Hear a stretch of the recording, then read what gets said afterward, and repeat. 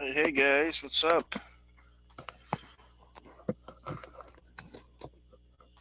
Thought we'd do a little late. Hey, you, LG Wing here too. Um, so we do a little late night live stream, open panel, discuss whatever. Stephanie, how are you? John, always a pleasure. Prairie, Cliff, hey you, inspect this.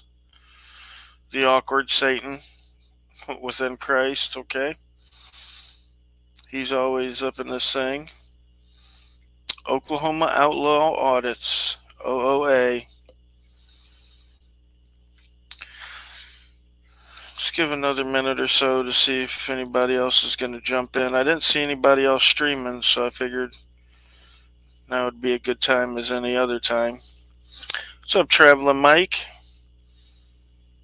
I got the StreamYard link pinned in case anybody wants to hop in.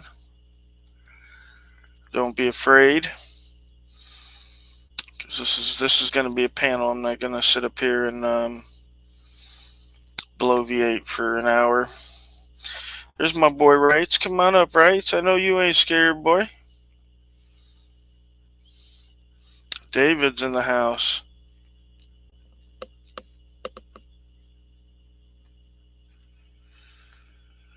Who else can I get up in here?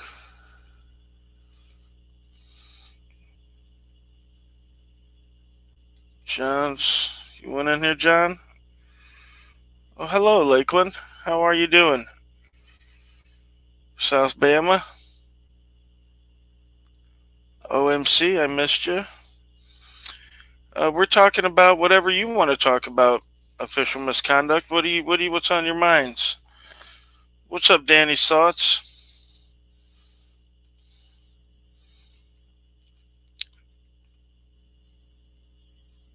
StreamYard link. Don't be afraid, official misconduct.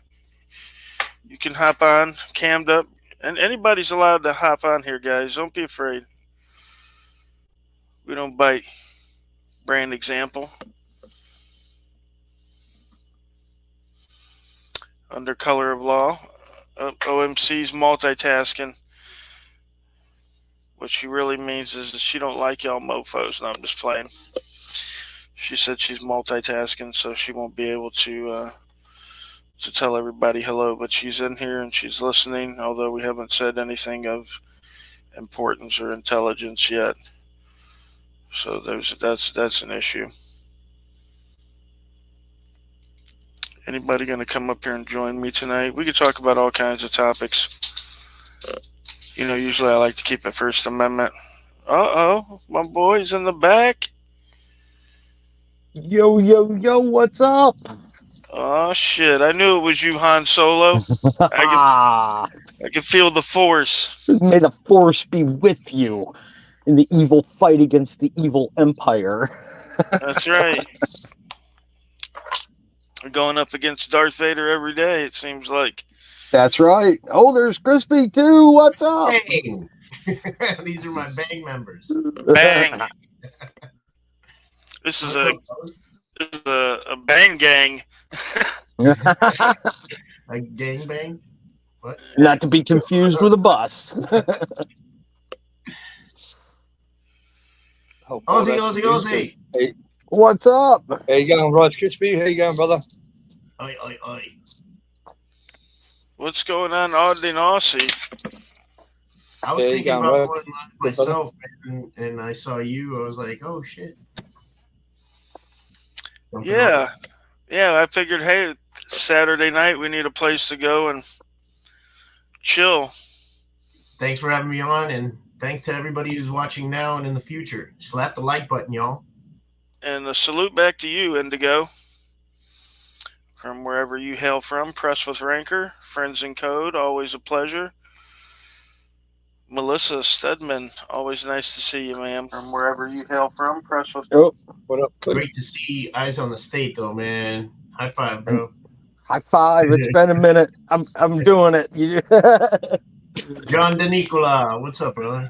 Evening, Rice Crispy. Evening, Rogue. Evening. Hello. How you doing? I'm doing good. Like in your eyes. Oh, perfect as always. My wife's on vacation for 3 weeks, so Yeah, I don't know if you guys saw. I took a vacation recently with Samwa King and his family. We went out to Colorado, and we got some work done while we were out there. We uncovered some scandal in Uray, and I was just texting Save the Humans, telling him that we were about to watch True Grit, which was filmed partially in Uray, Colorado. My family's outside watching that, but I decided to come in here. I've already seen the movie. But yeah, man, we had a great time, and our families enjoyed the time out there. And like I said, we found some scandals. There was a police chief who had a bunch of kids over at his house. And if you see this police chief, he looks like a typical douchebag. He's on paid administrative leave, so we didn't get a chance to confront him. But some young woman was SA'd at a party that his son was throwing, so they tried to cover that up. Shocker. I heard there was a party going on over here. What's up for public safety? What's going on, right? there is. There's a party on your face. Everyone's coming. Party up in here, Wait till I throw my meat on your grill. And I thought it was you got the pearliest whites I've ever came across. How about you go up my leg and have a bar? Dropping the tea bag. Oh man, your mom's mouth was like a smokehouse. Everybody's hanging their meat. Hey, I also wanted to say, like, I haven't put out a video in like 3 or 4 months, something like that. But I've been working on one the last couple of days, one that Rogue Nation and I did. We did a follow-up for the J-Town Press. Hey, Friends in Code. What's up, brother? Hey, Friends in Code. Hey, J-Town Press was unlawfully trespassed from City Hall and from a school board office. And Rogue Nation and I went and challenged that because we went straight to the sheriff and let him know that, we were going to get the rest of the story and that he better not step out of line again, because when you violate one person's rights, it's like you hit a swarm of hornets. We're going to come back and more of us are going to challenge you. Well, they're going to keep doing it if you don't press them. So it needs to be done. Yeah, here in Florida, man, I just got a little surge, a little booster shot from when I saw the governor sign that 25-foot rule bullshit. We had it here in Indiana. And they just passed it in Louisiana, too. Yep, they did, too. It's ridiculous. Yeah, they had some kind of training seminar or something that went around fairly recently. From the way I understand, I could be wrong, but they trained them to think that, if they don't respond within 20 feet, that they're going to get killed or whatever. You know how cops are always fragile with their peers. Yeah, and they have this irrational fear saying that it's people with cameras holding them accountable who are ambushing them and stuff, and that's why they need these laws. And that's the pretext that most of these counties and municipalities and states are using, saying that, our heroes are being ambushed. And the problem is those pesky citizens with cameras getting within 25 feet.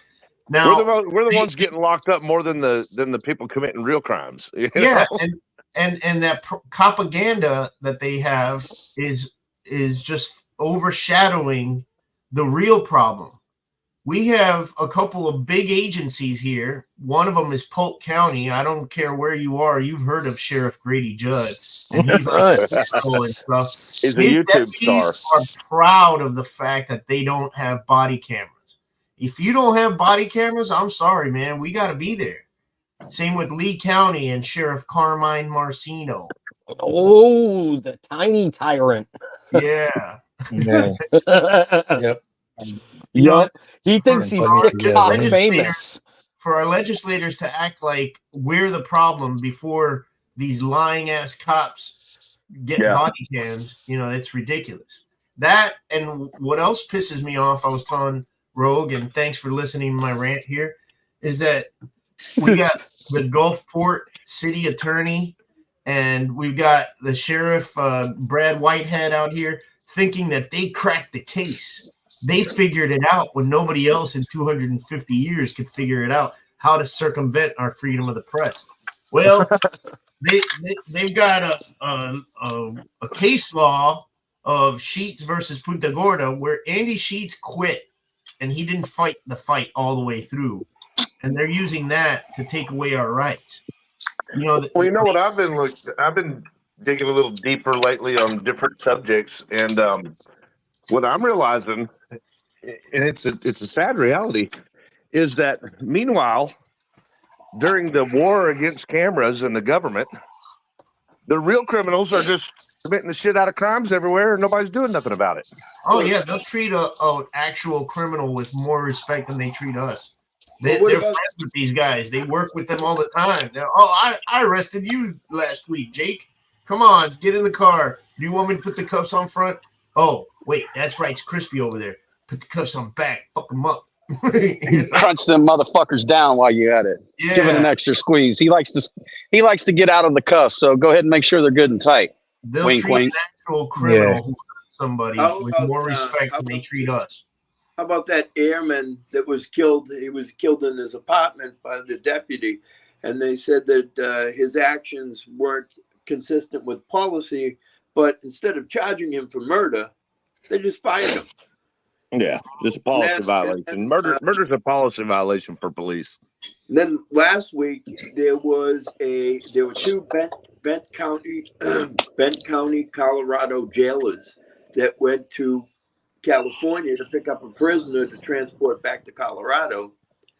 One of the officers beat the daylights out of the other one, putting him in the hospital, and was charged with like 5 felonies. Wow. And they put him up for bond with $250K bond, and the sheriff from Colorado went up and got him out. Hey, can I say something real quick? Do a poll, type a 1 if you want to see Cammed Up Caveman sue the shit out of that runt. Oh, he deserves it. Every second of that one. We got your back in front of your sides, Caveman.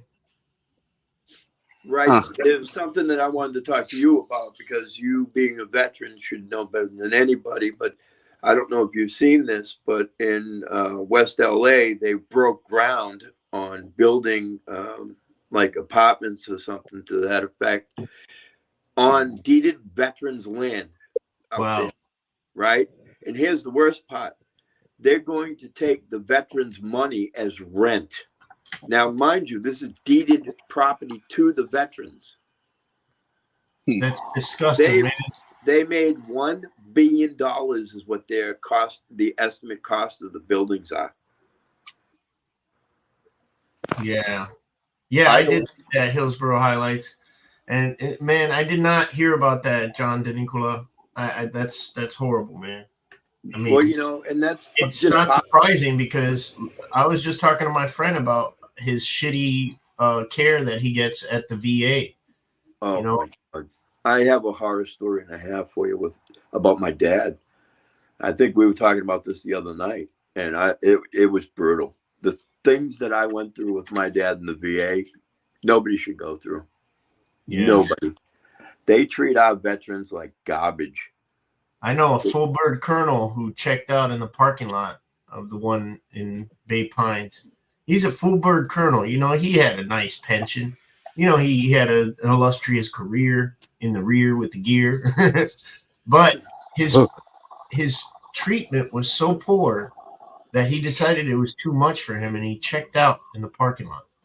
You know, that's soup sandwich fucked up. A full bird. Yeah.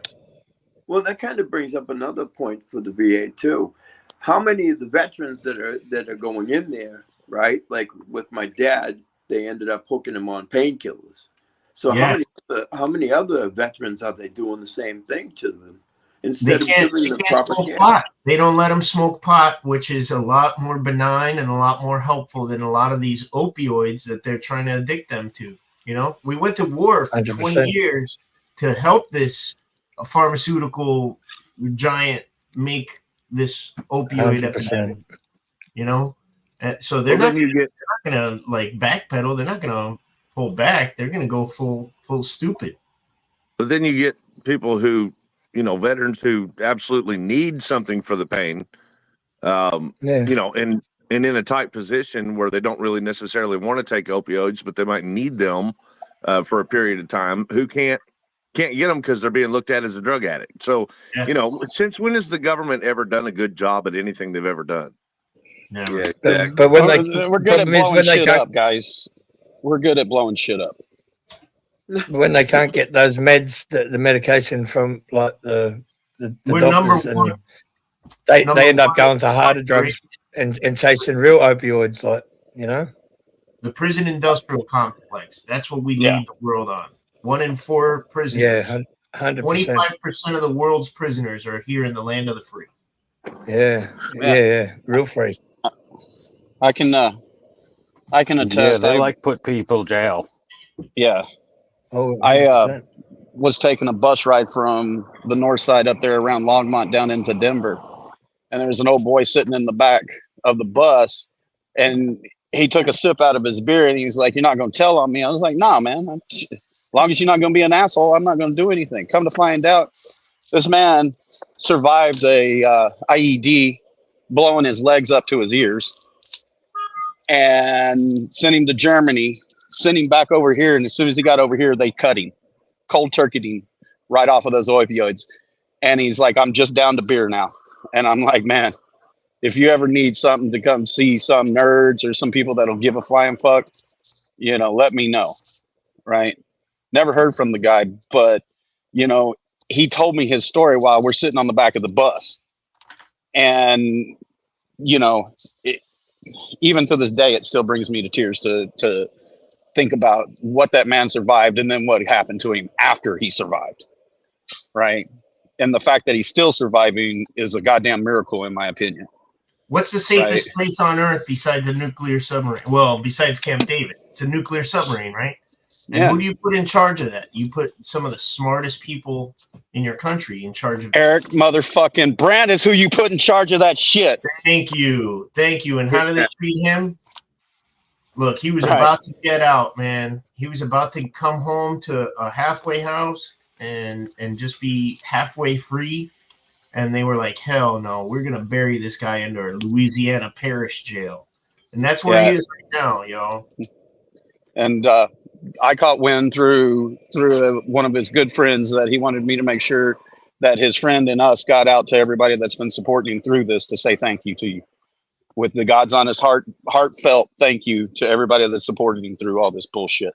And he has been taken in like a champ. When he got, sent to Louisiana, and he sent an I'm sorry letter to Abade, Liberty Freak, saying, "Oh man, you guys work so hard for me to be free. I'm sorry to let you down," kind of thing. He didn't let anybody down, but that dude is strong, right? I mean, he was in Colorado jail fucking doing... Who claimed to be alpha males crying on day 3. Yeah. I mean, this dude was helping people. I called him one time and he was like, "We're trying to raise money for, Thanksgiving dinners for people outside of the fucking jail." Yeah. This asshole's sitting in there. And instead of weeping over... club. Yeah. He started a service club in there. Yes. Service and it was flourishing. And it still is flourishing because of him. And the guys that he, and all the guys that were around him that wanted to get it done. Yeah. This man, he's made me pull over on the side of the road so he could go give money to a homeless person. Right.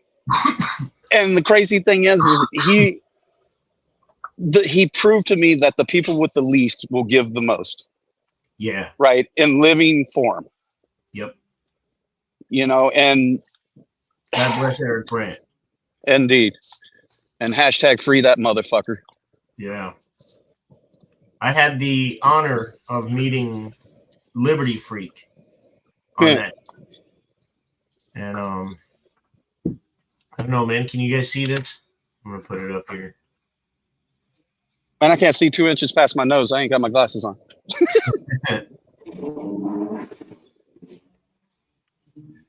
you know, and I told him when I first met Eric, I told him I didn't want to be on his camera. And then, you know, and then like the next time we were there and he was live streaming, by the way, this is Friends in Code, blah, blah, blah, blah, blah. I want to thank you and blah, blah, blah, blah, blah. And I'm like, God damn it, Eric. And he is. That's Liberty Freak right there. Yeah, you can say it now. You believe it or not, that guy on the right is Cuban, B. That motherfucker looks more redneck than me, man. Yeah, because he's been living on Eric Grant's property. And when you're out there in that Colorado desert, you know how it is. You got to wear the cowboy boots so you don't track in mud. There's just no treads, you know. And then that hat is to cover. This is that handlebar mustache, bro. It's that mustache. That's good shit. There's San Joaquin Jr. on the left, me, Junior, San Joaquin. And that's the ripple effect. If you guys don't know the ripple effect, you might. The ripple effect, yep. That was a good time we had out there. That's good shit. Lady, Miss Jonna. This is them saying goodbye to us. It was sad to go, man. Like, we had a great day. It was kind of like the Auditor Palooza that we're going to put on October 19th in Pensacola, Florida. Contact John Felix for tickets. That's going to be a fun time. Yeah, John Felix and Solo Yak are going to have a cook-off because they for some reason they think they can cook better than I can. I think that Tiffany and I are trying to come to that this year. Right on, man. Yeah, it'd be good. That'd be good to see us all together. Listen, I got to clarify something. We're gonna get together and we're gonna have this cook-off, but the all you can eat 200 is not gonna be our cook-off food. That's just gonna be for one little comment. I'm not gonna sit there cooking all day for everybody. Come on, man. Chef Where's your fucking spirit at? On. I know one thing. You all are brave to invite me to an all-you-can-eat. You would be that kid whale. Yeah, we plan on if we can, we're going to come down with Angry Vet. Oh yeah, I love Kevin, man. He's a great guy. Yep. The Angry Vet just started a non-for-profit, didn't he? Yeah, he's working on it. The fans have spoke. You will cook. Just talk. Right? Where's Eyes on the State? Right here. It was good watching the last video of UK of the armed fisherman's video with you all there. We ought to get government accountability to come and cook. Right, Eyes? Yes. I'm sorry, Ozzy. What did you say? Yeah, you're right, brother. You're right, brother. I just said it was great. The last video that the armed fishermen done of all years together. Back here, Amanda and J-Town Press. Everyone was there. We all got up and together. Spoke about what got us started. Yeah, that was one of Solo Yakker's get-togethers that he's done. He's done open carry barbecues before. That was my second one I went to, and it was cool because my kids got to see them, and my little boy, I'm so proud of him. He walked to Geo. You guys know Geo with the electro drinks. Yeah. And he noticed that nobody was talking to him, and my little boy walked up to him and he told him, "Oh, I love you, Mr. Robot." That's good shit, man.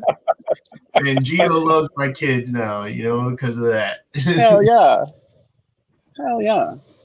Well, guys, I'm going to bounce out. I just want to come up and show some love, send my support out. Glad I got to talk to you, Wrights and Rogue and everybody.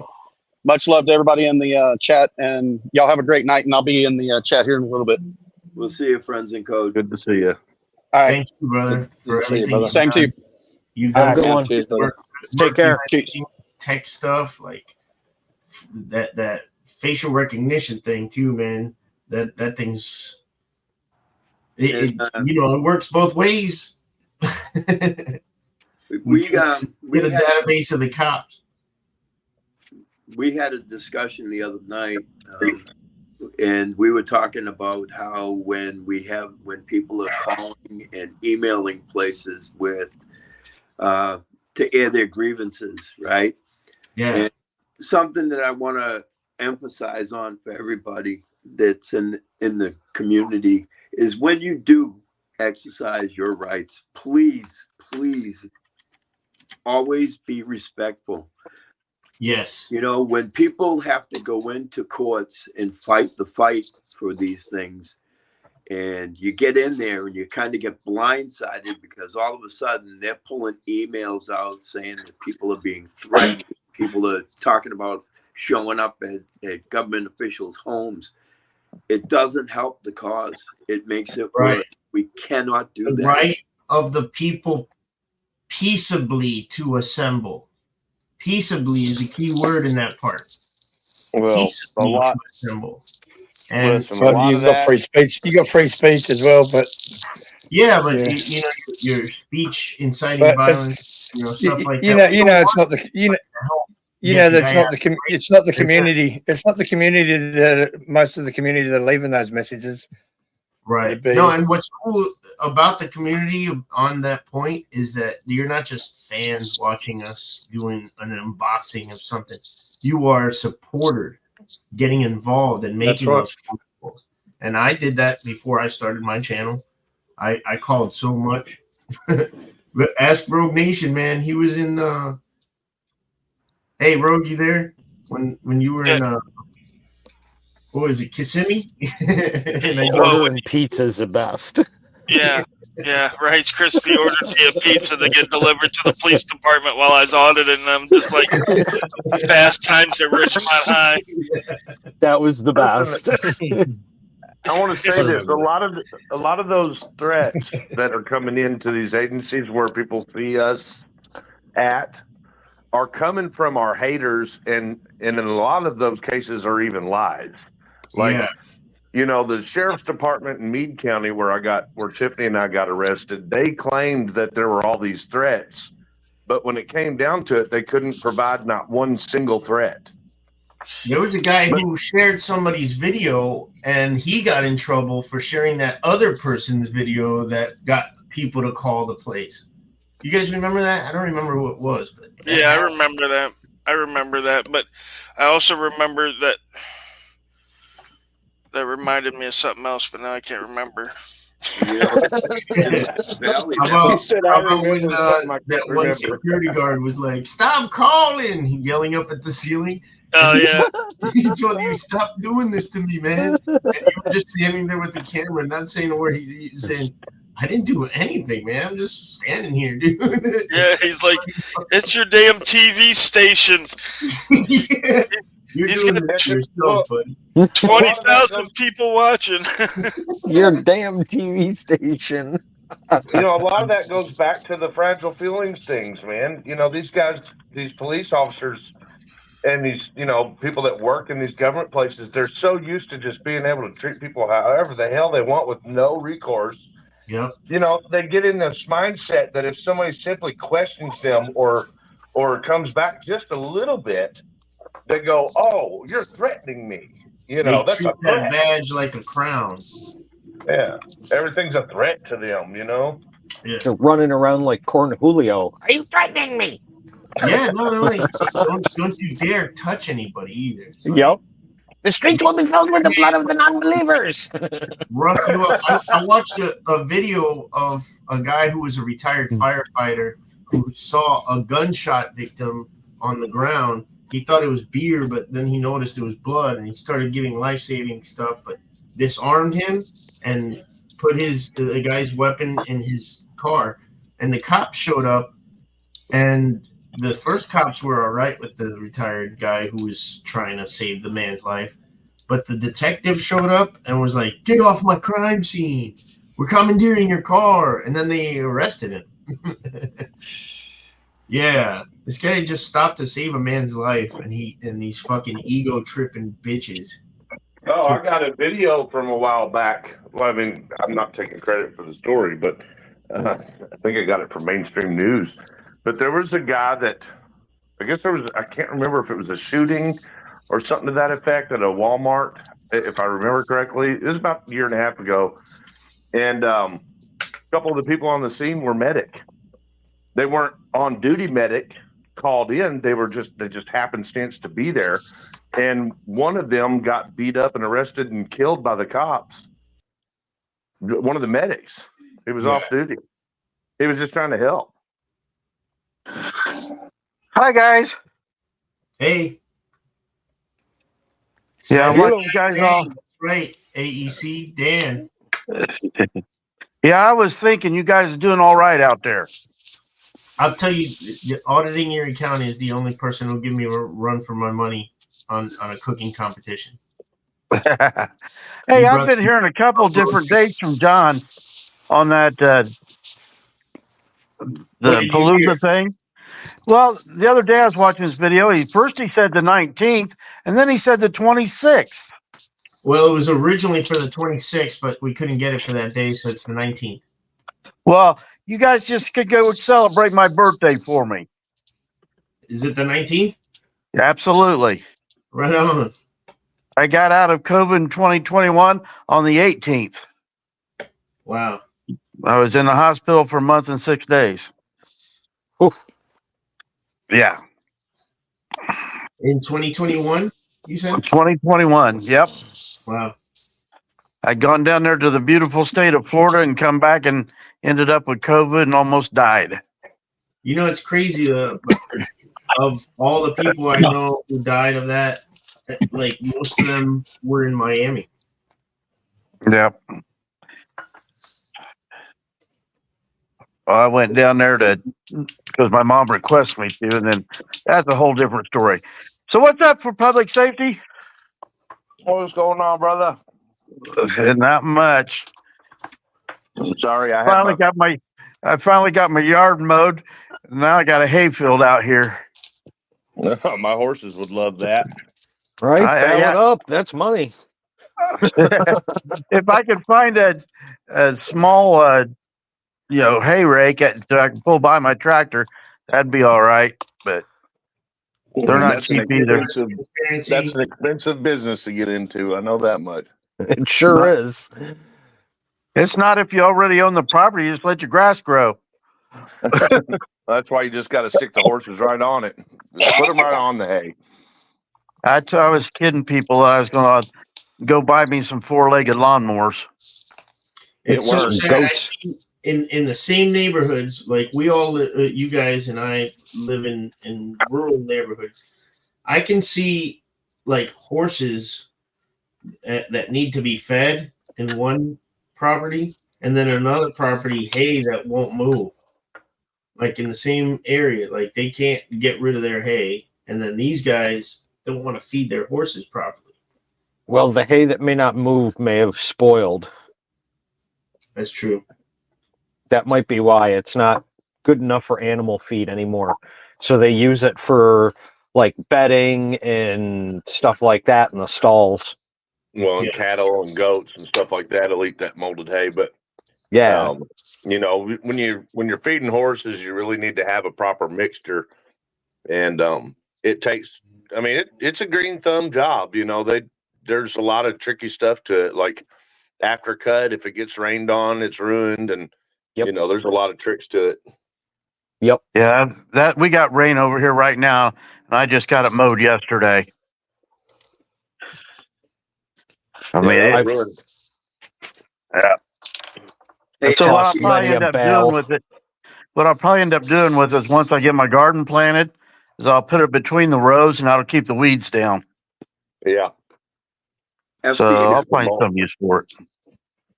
FPS, with that video that you had going the other day about Scotty Scheffler. Mm-hmm. Was that the prosecutors in the Hardin County area? No, a lot of people got confused. I probably should have explained that better in my recording. No, one of the prosecutors, those are Louisville prosecutors, Louisville, Kentucky. And if you know the regional area, there's Louisville, and then I think it's just east of Louisville is Meade. And so it's Jefferson County, Meade County. And then if you go north, you're in Hardin. So that region works together collectively as a government in circumstances where there's recusals. So since the prosecutor in my Meade County case recused, it's been getting tossed around to different prosecutors within the area that they can fill in with. Well, one of the prosecutors in the Scheffler's case is one of them that has represented the state against me in Meade County. They're a mess, aren't they? Like that was the brutal. argument that they brought to court. You can see how ridiculous they want to. They must be used to just being able to walk in and say, "Judge, this is what I want. I don't have anything to back it up. Give it to me." I mean, apparently. What was amazing was the attorney at the end, the one that represented Scotty Scheffler, talking and dropping those truth bombs. Yeah, he's an awesome attorney. I'm glad that we're blessed enough to have him still in this area. My attorney, Tom Clay, spoke on that matter to the media. I didn't add that in because it was already close to an hour long, but yeah, we have a few really outstanding attorneys left in the area, and thank God for them, because you heard at the end of that video one of the best attorneys in Louisville saying we're doing everything we can, and the government's still acting the same under consent decrees, under DOJ investigations, under scrutiny, under press. What do you want us to do? Like, we're trying. Yeah. Yeah. You were talking earlier about that 25-foot rule here in Indiana. Yeah. Just think, when your cop walks up to you, just turn around, look at him, say 25 feet, back off. Run away. Yeah. Run away from them. No, don't run away. Stand your ground and tell them to back off 25 feet. No, I like to make a joke out of it. I've ran away from a few of them. I just haven't posted any of it. Just to be funny, I actually saw a video, right? And this woman showed up on scene and started recording. The first cop told her she had to back up to 25 feet, right? So she backs up to 25 feet. The second cop goes to where she's standing and says, back up 25 feet. They backed her up 75 feet in a matter of 30 seconds. I kid you not. It was probably the most aggravating thing I've seen. And they're telling you they're not abusing it. Of course they're going to abuse it. Everybody knew that as soon as they created it. And it's still, look, I got an update. If you all remember the 25-foot, I've done a couple 25-foot videos, but the last one I did was a guy from Bloomington, Bedford, Indiana. And his case is actually concluded, and I'm going to do a video to update. But the bigger picture is this: Indiana keeps trying to arrest people on this law, but these cases keep getting dismissed. So nobody that I know of has been really brave enough to actually roll through with it, because there's a lot of argument going out against that law. Well, here's the thing: if they don't ever get it to court, and it always gets settled out, then there'll never be any case law to follow, and there will never be any elimination to this qualified immunity. And that's the problem. They keep getting settled, so you can't get rid of the qualified immunity. I'm pretty sure the case law has been beaten in Illinois and in Arizona, I think, right? Arizona was the one that they had the 8-foot rule that they beat it out. Yeah, the federal court, they beat it out. Yeah, federal judge tossed it. Yeah. Right? But here's my thing. If I remember correctly, wasn't Famously Unfamous challenging that 25-foot rule in Indiana? No. Yeah, he's up by South Bend. Yeah, but it wasn't him. It was Freedom to Film. Freedom to Film. Thank you. Yeah, Don. He challenged it with the ACLU, and they ended up losing. Now, that doesn't mean that the statute or the ordinance, whatever, I think it was a statute they passed, that doesn't mean that it's not unconstitutional. It's just that their argument didn't bring that up to that level. Hold on. Rogue, didn't it get pat? Okay, so they lost on a technicality. It wasn't just a flat out, loss. I think the state, how did that work out? Something happened where they chose not to decide on it. So it was a technicality loss. You might want to look into that.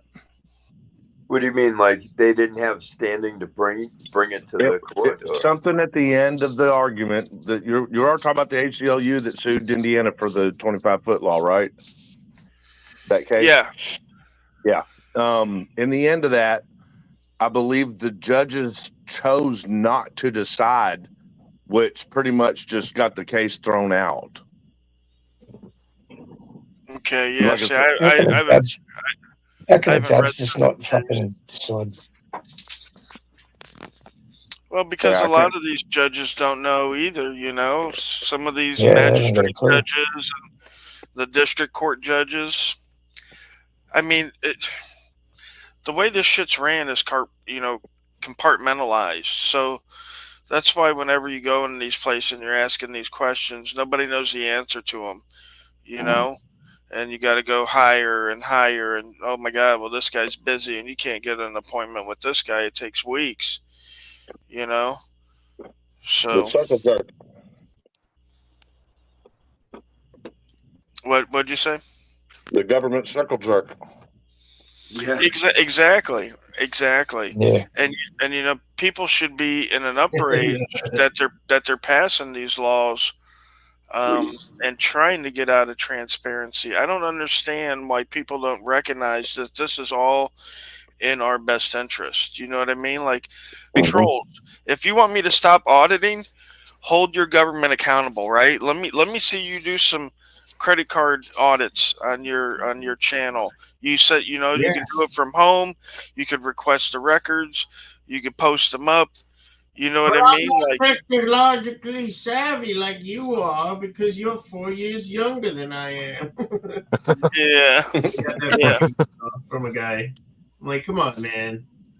We're in the age of apathy, and your ass is older than I am, and you don't see that you're part of the problem. Yeah, like I said, it's not fans, it's supporters.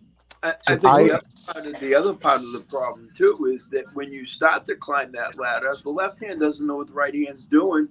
You get to one person and they're like, "Well, you can't get it here. You got to go over here," and they send you in an opposite direction. Then that person sends you in the other direction, and by the time you finally get to somebody that actually knows what you're talking about, you're like, "Yeah, we can't help you." Yeah, and I feel that, but you know what? I get overwhelmed with stuff that I have, you know, and I do what I can. Plus, I take care of a lot of other things besides this YouTube channel. So the audacity of people telling me how to run the Rice Krispie channel, you got to do this story and help me out because I can't help myself for this and this reason. It's like, dude, I'm working on another story that is just as bad. My friend, she's a homeschool mom in our group.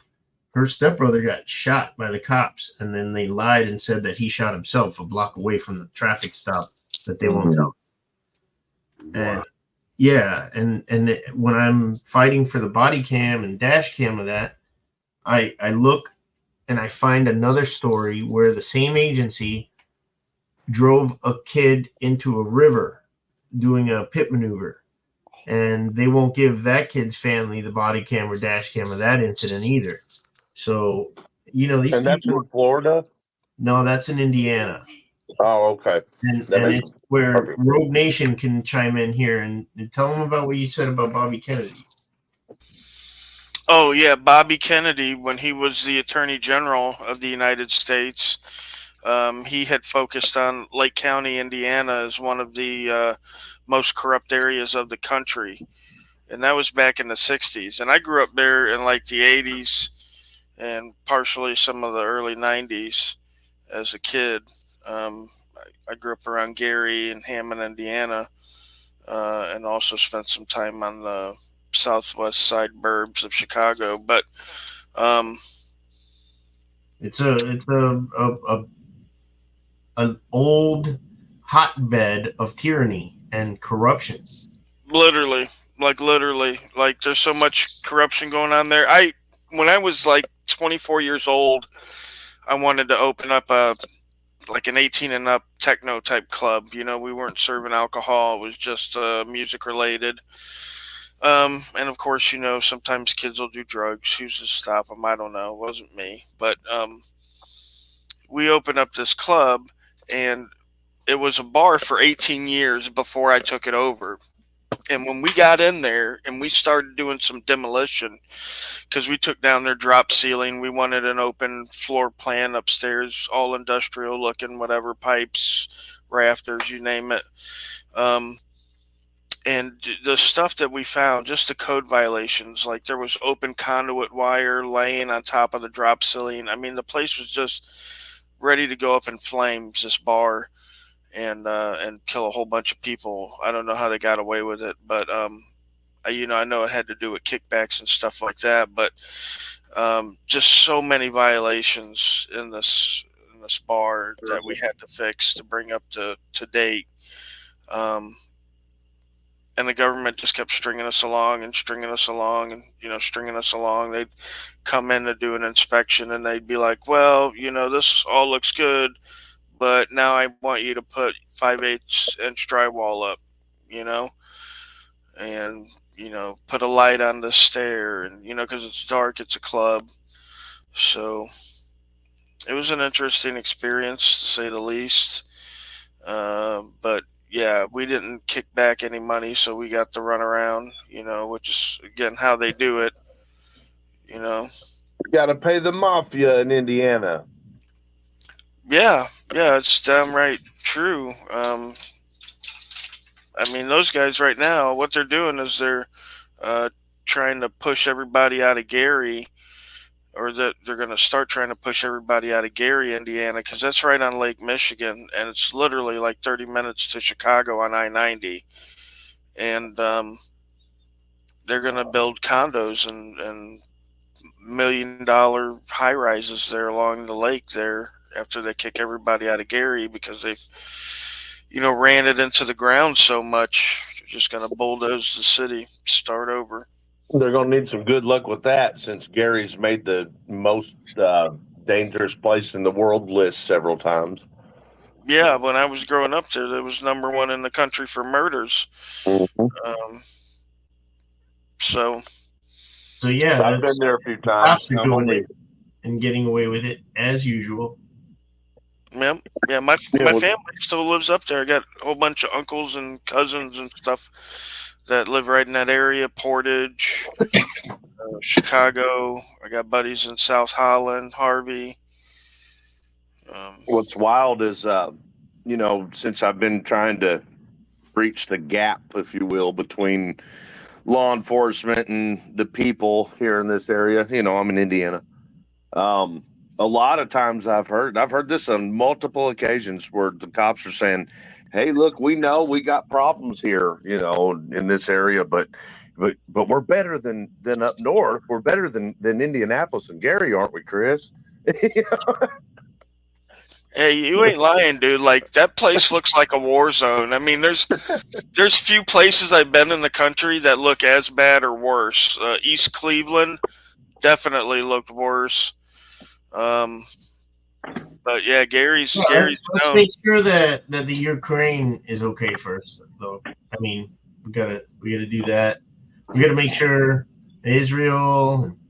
I don't want to get political, but seriously, man, as a libertarian, let's start fucking looking at our own country. Look at Kensington, Philadelphia, and see that what we were talking about earlier, that epidemic that we have, the opioid. Listen, if you'll stop paying $600 for a 6-cent screw, Department of Defense, crispy guy, then we can afford some other shit. All right, $90,000 for a half-gallon bag of ball bearings. $90,000. And how about we start watching these paychecks that we're given to these people, these cops, and these government public officials all over the state and globe, or not globe, but nation. You look at some of these open payrolls and you go, in comparison to what they're doing for a job, what the hell? Why are they making, there's some making $200,000 and some $1,000 a year that only work, regular day jobs and don't actually accomplish much. If you believe in voting, look at how the people you voted for act when they're in office. Don't just listen to what they say on the campaign trail. Look at what they did and what they voted for. And if these people are revisiting your rights as if they were the arbiters of that and they could take it away whenever, that's where you got to fucking get rid of that incumbent, no matter who they are and what team they work for, what tribe you're with. All that shit has to change, man. It's funny you should say that, because I actually met up with my congressman up here in Mass about Second Amendment right. They were trying to pass a bill which essentially would have made anybody who owned a firearm a felon up here. And when we met with him, we told him that we didn't want any compromises on the Second Amendment at all, straight up. And when it came time for the vote, him telling us he was going to vote no on the bill, he never showed up. To me, that's a bigger slap in the face than anything you could do. You're telling us that you're going to vote no, and then you don't even show up for the vote. I mean, how do you expect us to trust you when you can't even keep your word? I'm sorry, you got to go. Yeah. And here's what you can do: start realizing that cameras are good, not bad. Record the campaigns. Record these officials that are people running for official positions. Record them during their campaigns so that you remember every word that they said and they can't dispute it. And then record them when they're in office and see if it compares to what they promised. Well, I'll bet you'll find that they lied. Record these nuts, but give me a second here. You're all about your nuts tonight, Rogue. Hold on. Well, hold on for a second. I got some folks in the basement. Listen, bro, I'm gonna drop down, okay? All right, John. Guys, Here's it on that note. He's going south. Great conversation. I appreciate I it. love you, man. Later, John. Later, John. Later, John. Thank you, buddy. John. We're going to add Toe. I'm going to hop down for a little bit like Galveston Island transparency up here. I'd like to hear about his suit and stuff that he's got listed on the screen. I want to congratulate him. And then Danny's thoughts is in the basement. Danny will rotate you up there in just a little bit when somebody else wants to go. Before you leave, I need to go because Tiffany's trying to do her schoolwork. So I got kicked out of the house. I want to go back in. All right. I'm going to step out. I love you guys. Thanks for having me up. See you later, You me, man. Later, Chris. Yep. Later, brother. All right, so now we got 6. Wait a minute, who else? Oh, the Rice Crispy dropped down? 24 over. He'll be back. All right, Danny, I muted you because you had some feedback there. Yeah, that was from Danny. His TV or something was on in the background. I muted him. Danny, you can unmute yourself anytime you want to speak, sir. Yeah, I am muted already. I didn't expect you to jump me back up there. I thought you had a couple of people backstage. I did, but we had 3 people jump off, so I didn't need to jump off. So. Jason sent me a link. I was supposed to join a group to be able to have more people up on StreamYard, but to be honest, any more than 6, and it's a oral orgy, I guess you could say, with just people mouthing off all over the place. It's like, you know what I mean? Shut up, dude. It's like a mass audit. Yeah, exactly. Yep, it is. There's only I think we're auditing Rogue. Listen, there's only so many alphas up on stage, right? Yep. Just so much. Exactly. Real quick, real Rogue. I need to know how the hell you got Chris to shut up. I don't know, brother. As you can see, I can't when you got Rod's Crispy here. When you got Rod's Crispy here, you got no choice anyway. Dude, it's like a Dungeons and Dungeons battle. You whip out Chris, and I whip out my boy Rights, and they go at it. Boom, boom, boom. And then you butt in. You're like, yeah. Yeah, sometimes Chris can get on a rampage. Absolutely. You missed it the other night. Rogue knows. But you go ahead. I said he missed it the other night. Rogue knows. Rogue came up on my panel, and Chris just wouldn't shut up. Well, yeah, people are passionate. I'd much rather have people up that are wanting to get engagement with the movement and information, case law, anything of that nature. If that excites people, I want to talk to you. You know what I mean? Like, I want to be your pal. Bro, I wouldn't be where I'm at if it wasn't for you, man. Like, I love Chris. Chris is awesome. I'm just messing with him. You know well, that's one thing I can give Rogue. I'm just out here trying to get started and watching all you guys, but Rogue will answer his phone if I call him. If I text him, he'll text me back. So he's open to everybody to help him out. Yes. Yeah, well, I try. I see you there, WTT. So, yeah, 1983 lawsuits filed today. Well, we filed lawsuit on 3 cops and then the city of Galveston today. CJ Grissom's my lawyer on that one. Nice. 242 or 241. We've been working on it for quite a while. So 6 counts, like freedom of press, deprivation of rights. Yeah, it's a nice little list. They set it up pretty good. And then the city, because we've been going to city council meetings, if anybody watches my channel, for over a year, so we let them know what was going on, and they chose not to do anything about it. So we put the city on there as well. So yeah, it's moving forward. Nice.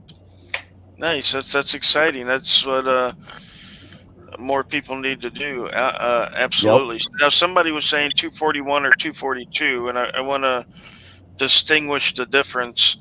The 241 and the 242 are actually criminal charges. It's 18 USC 241 and 242 under the 18 Criminal Code for the United States. So that can only be applied for through a prosecutor, right? So the only person that can bring a 241 or 242 charge is like the U.S. attorney or assistant U.S. attorney, somebody of that nature. We can't sue for it. We can ask for them to be criminally prosecuted, but as most of you already know, that's not a likely outcome, Not unless they got it out for them already. Right. Not unless he was already set up to be the scapegoat, because that's what they do. People are like, oh yeah, we got this guy, whatever. Like, that's just the scapegoat. That's the guy that they want to give to you while they're bilking millions out of the on the other side, and the system keeps churning along, 100%. So that's like Pritchard, Alabama. Everybody that watches my channel is a fan of that shithole.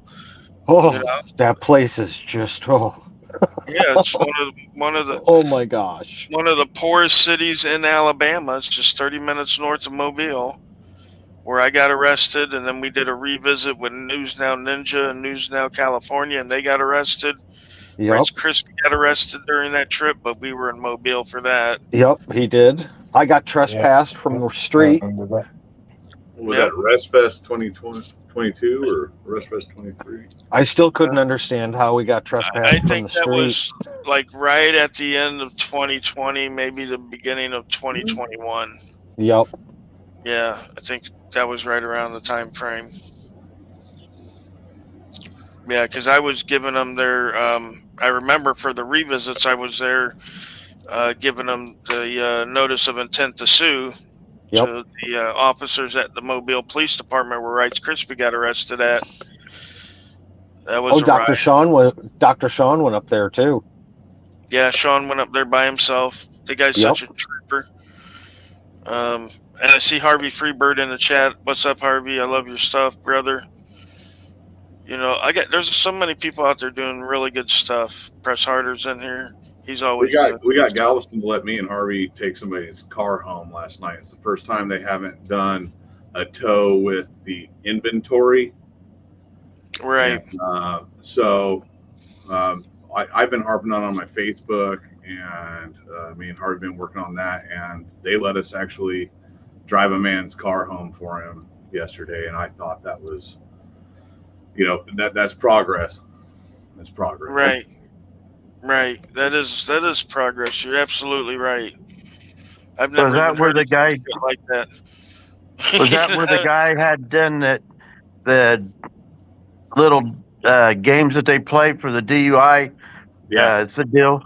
That Yeah, Hispanic I've seen guy. that video. Yeah. Yeah, he was That sober was as hell, good. man. I would have let that guy drive my grandma home. Yeah. That was a good video. I just seen it. Yeah, that was, and that's a pretty big change in the department down here. And there's no doubt it's because we're grinding on them. And like, I know I don't throw up a lot of content, but I've got hours of video, that's sitting here, and Harvey works down here a lot.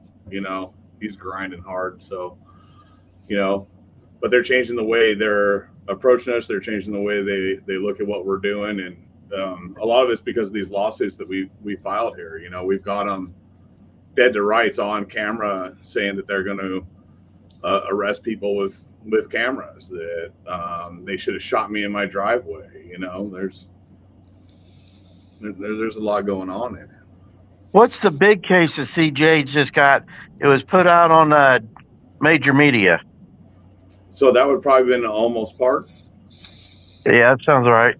Yeah, because he was trying to get that to go to federal court, but when you're stepping up to the big boy play, it takes big boy money, and it's hard to get it together. So the state of Texas basically gave those police qualified immunity, knowing full well that they were there to do a protest, that they meant no harm, and then came in with multiple vehicles and took them to the ground and arrested them.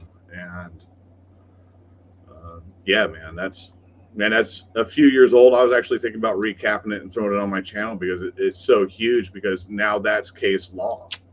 Well, he's working a big thing in Kirby right now too, which is another suburb of San Antonio. Jack.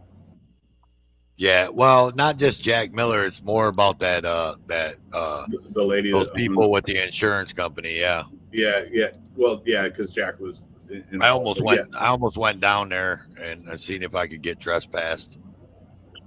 I was gonna go down there with Desert Goat. I was gonna hook up with Desert Goat and go over there. So that's kind of an interesting situation, because when I call him Sergeant Caldwell just because it grinds his gears, but Lieutenant Caldwell beat my ass in my own driveway. It's a very similar situation to that, where it's a multiple owned driveway. Like, there's multiple people that own it, but it's a privately owned driveway. It is private property. There is only a utility easement. There is not a public easement.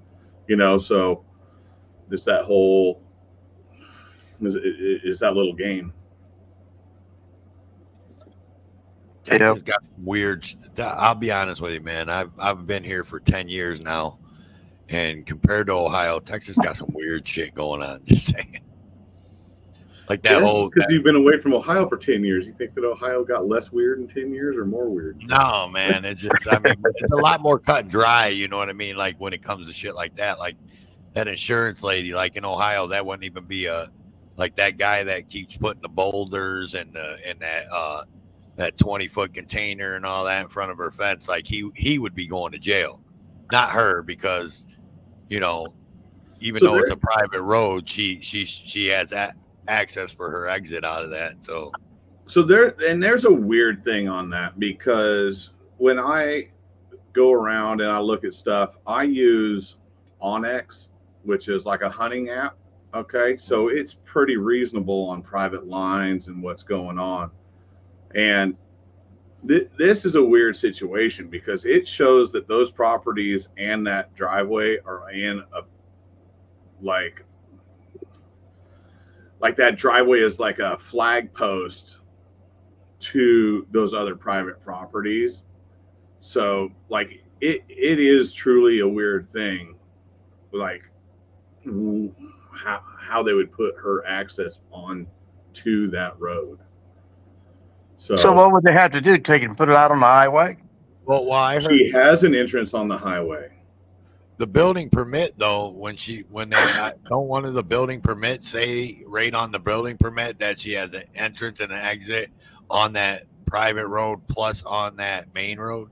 I don't think it is the permit. I think it was something from the council, because I've seen the piece of paper that you're talking about. Yeah. Okay, so at some point it was judged that because she's touching that private road, that she is allowed access to that private road, and the city basically said that she has access to that private road so that her customers can drive through the property like a more reasonable traffic flow, because it kind of makes it like a U shape. Yeah, you come in the gate off the main road, and then you exit, because it's just like a real small parking lot. Yeah, it's got that trailer, that office trailer, and then a real smart parking lot. Well, and then what it comes down to is, if you look back at some of the original stuff, when they put that first container there's a bunch of racist crap written on it, and they're just mad that it's a brown person. And yeah, pretty much. As much as I hate to say it, like, because that's some neighborly stuff. Like, it'd be like, hey, you know what? You got a lot of customers coming in. How about you drop an extra load of gravel once a year? You know what I mean? Like, be reasonable. Like, be a human being. Yeah, Rogue knows the area that I live up here, and even though we're close to Fort Wayne, where his family's at, and the area that I'm in, we're in the country part of Allen County, and I can look out my front door and see Ohio. And where I'm at, if you look at the little town, Main Street, you jump the railroad tracks and you're in the country, and it becomes another road. It's split up that way, and it's like that all over Indiana. Indianapolis is the worst for Martin Luther King Drive. It's Michigan Road, and I think it's something else, and it's got 3 different names. Same road. And when you get into those little areas, my dad lived on a private road that went back to his house, and he didn't know it till after he bought it and found out that he was going to have to pitch in to do a big repair on it. And, even his real estate agent said that road taken care of by the county. So when you end up with all these different people telling you different things, and then you got the cities and the counties, tying themselves into it, then it gets to be just a big cluster. Man, I got a city councilwoman that owns another piece of property back here that her dad owned or something like that. And she's trying to make this road a city road because she don't want to pay for the maintenance. She don't want to pay for the gravel. Like, it's my tractor, it's my time. Like, honestly, I don't give a crap. She pays for the gravel. I don't want the city back here. This is a private road. You know what I mean? Like, leave it be. Like, we don't even have septic back here. We have septic, not sewer. You know what I mean? So we allow in the power and the interwebs, both of which I don't subscribe to and run off of, self-sustained situation. But still, like, it's a utility easement, and that's it. Like, I don't want all that garbage back here. I wanted to say something real quick about keeping it plain, talking about qualified immunity. I don't know if you guys have heard of it yet, but there's a movement in the legal community to nix qualified immunity. And the reason they're trying to say that is because when the law that was made, I think it was back in 1867. Then they rewrote it. Right, they codified it in 71, and they left out wasn't a paragraph, it was like a sentence, but it was called the notwithstanding clause. So if you were to Google like qualified immunity notwithstanding clause, you would see legal articles talking about this discovery. Right, it was discovered by this professor doing research. He was researching the old laws. He realized that there was a sentence left out when they codified the law in 1871. And so qualified immunity was based off of this law. And what they're saying is that because that they left out that sentence, it pretty much nullifies qualified immunity, because it takes it back and says, well, did this have a common law protection for the police? And there wasn't a common law protection for the police at that time. So CJ Grisham actually has a pretty good live on that, where he brings up a lot of it and posts a lot of the paperwork behind it. I've condensed it down, and I think I've got that thing about ready to release. But yeah, that's such an interesting argument, and they were trying to bring that up in the Almost Park situation if they're going to be able to take it to a federal court. Mm-hmm. And they were really hoping that would be the case where they could take it, but that didn't work out. So yeah, I think that's really super interesting. It just makes the whole basis of it to begin with just garbage. It's not like that's a very long law. What was that, 1983 or 1984 that they did quality immunity? Yeah, it wasn't that long ago. Didn't that start off with a judge's ruling? And that's how it got started? Right. No, right. It didn't start with the judge's ruling, actually. Am I misinterpreting what you're saying, Danny? Well, what I understood is it was a court case that a judge gave the immunity to an officer. That's what started all. Oh, the call. And then in the 80s. Okay. Yeah. Yeah, it's a judge-driven doctrine. It's not a statute, like a statutory anything of that nature. It was granted. We're all grown adults. We should be able to figure out when a cop should and shouldn't be held accountable. I mean, if he's just a boot and he don't know what's going on, he makes a mistake. I mean, okay, but when you got a case where somebody's just working it, these guys work it like they work body cameras and point them the wrong direction and shit. Well, and here's the thing too, that even without qualified immunity, the municipality is still going to pick up the tab, right? Because they do it through their insurance. That's how they're doing it now. So qualified immunity is just a way to get, a lot of cases dismissed that should go forward. It's the illusion of freedom. You're like, oh, hey, if the government treats you wrong, you can sue them. But then you go to sue them, and they're like, well, all these hurdles. That, it enlightened me after the first couple times I filed a suit, because I had never even heard of arguable reasonable suspicion, which is even lower than reasonable suspicion.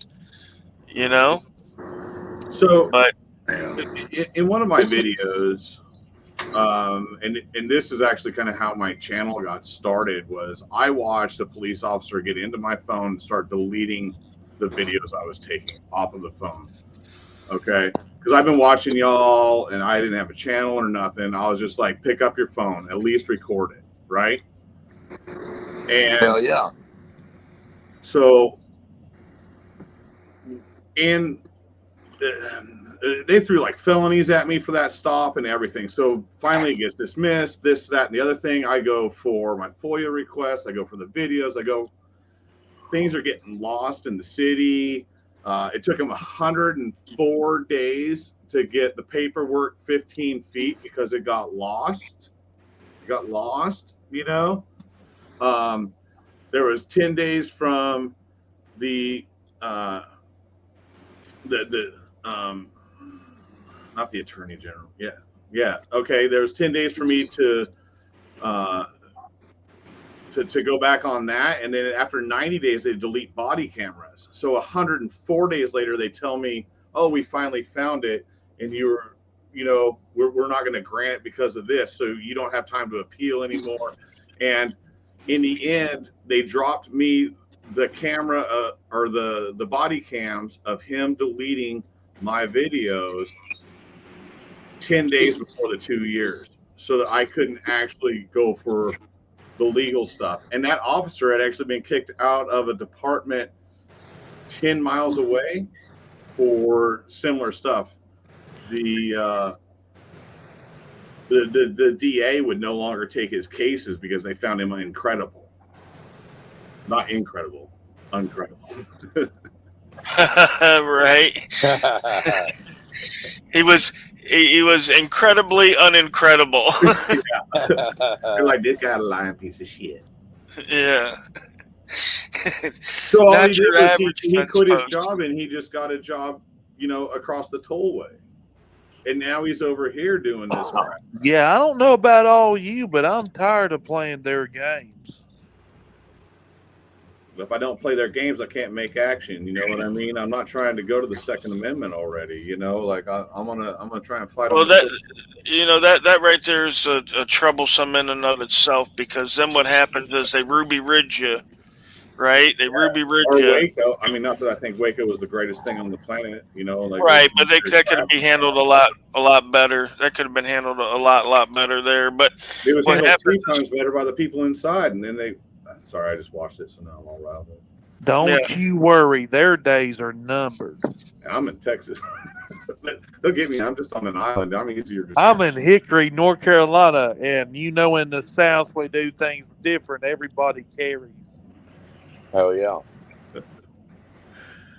Yep. Or quick to fuck a motherfucker right. That's so fucked up, dude. I get high as hell, dude. I recently started Kratom. Anybody do Kratom? Yeah, I do. I take Kratom too. I just started it, dude. This is my first time on red Kratom, and it feels like I'm melting. Yeah, you can sleep really well taking Kratom. Yeah, I'm trying to help a friend out, who's, whatever. He's moving on from a different part of his life, and I was kind of curious which one was the best for him. Well, all the cops. Have you guys ever heard of Natural Law Theory by Mark Passio, Larkin Rose? Have you heard of what? Have you ever heard of a YouTuber, Larkin Rose, or Mark Passio? I've heard of both, yes. So that's what I believe in, the natural law. I believe in that do no harm. Well, that's anarchy. Obviously, we shouldn't steal from people. I mean, isn't that the truth of what the definition of anarchy is? Do what you want as long as you're not infringing upon the rights of others. Then be a free man. Libertarian, yes. Yeah, well, that's anarchy means no rulers, but there's rules. But rules, yeah. Yeah, right, but on a small scale, that works. But I mean, if you can imagine, like a huge country like ours breaking into these small,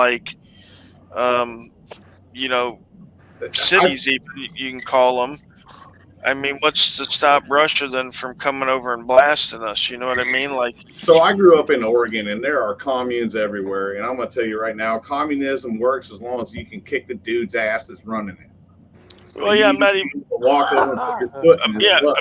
I'm not even talking about communism. I'm talking about having anarchy to where there can't be a nation of kings, right?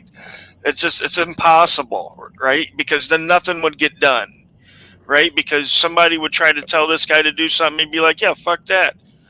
Yeah. There has to be the accountability. There has to be the fact that, that's the guy that's making it is standing next to you looking you in the face. Well, see, the thing about it is government actually allows people to get away with crimes like politicians. It actually forces the police to protect them. The ridge. You know what I mean? Like it forces the cops to stand in the way of you. Like no justice for the politicians because the cops will stop you from,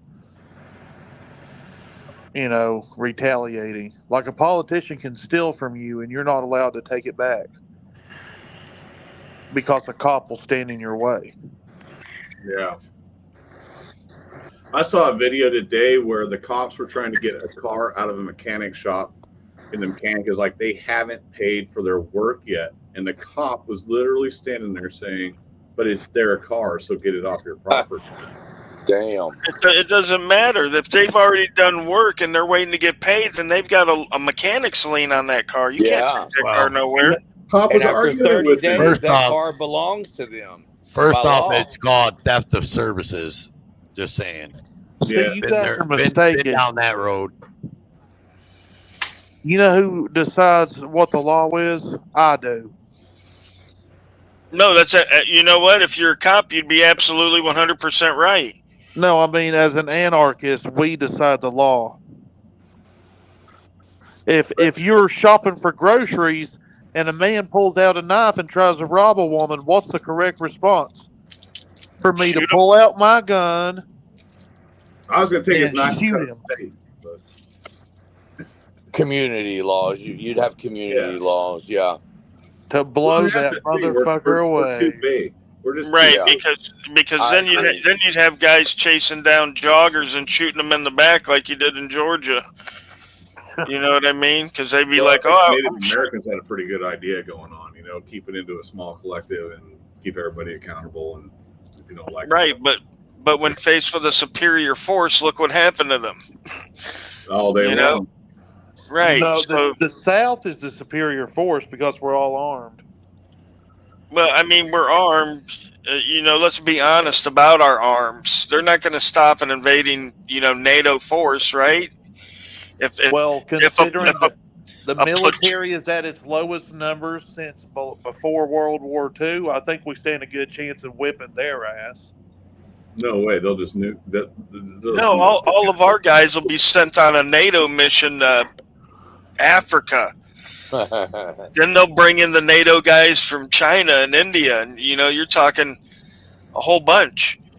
And you're talking, they don't care about you. They're not the American troops that have family and ties to the community.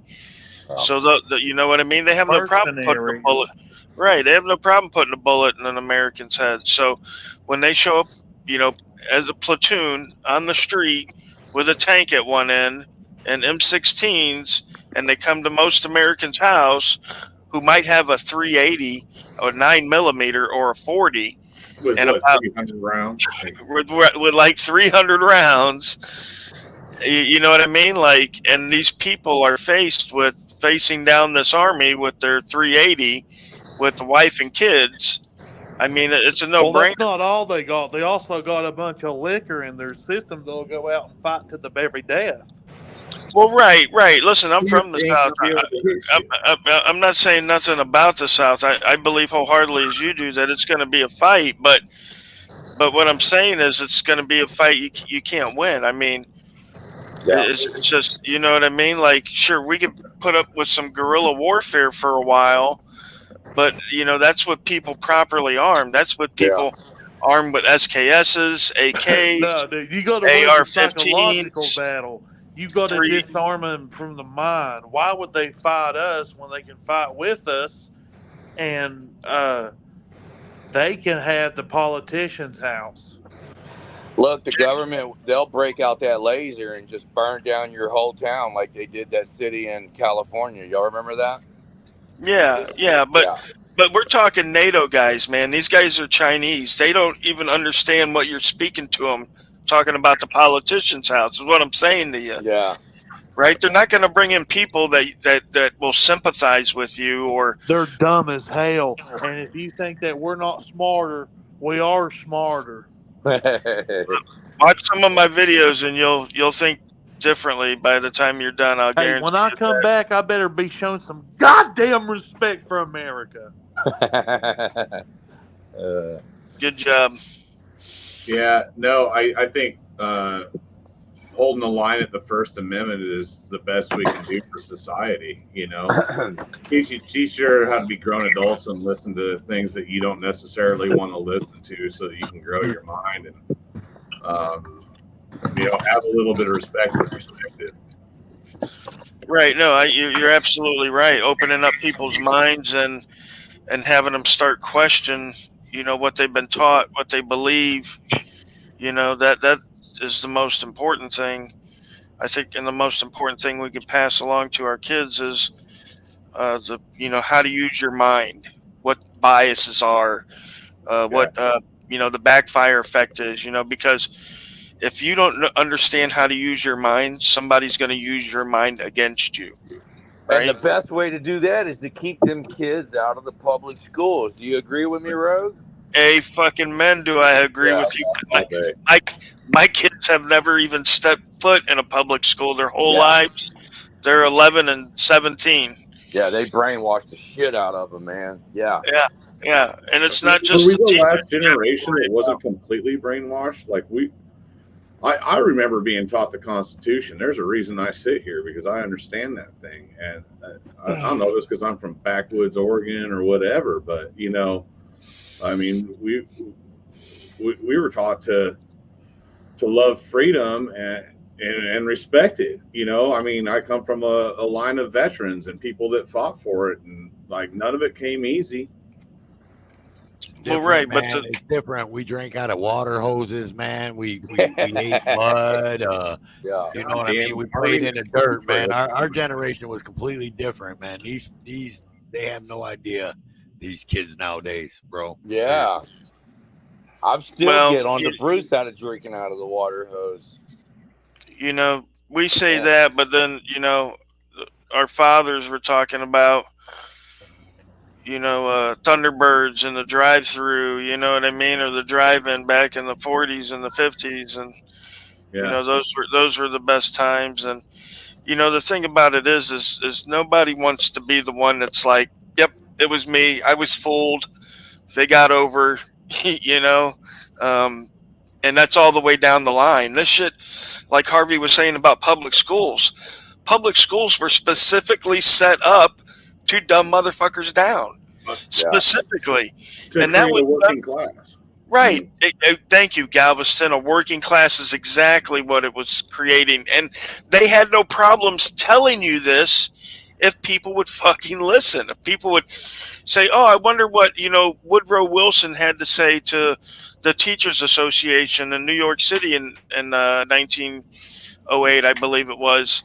But he specifically said, hey, we have to know what we're doing with the time we have and the amount of students we have.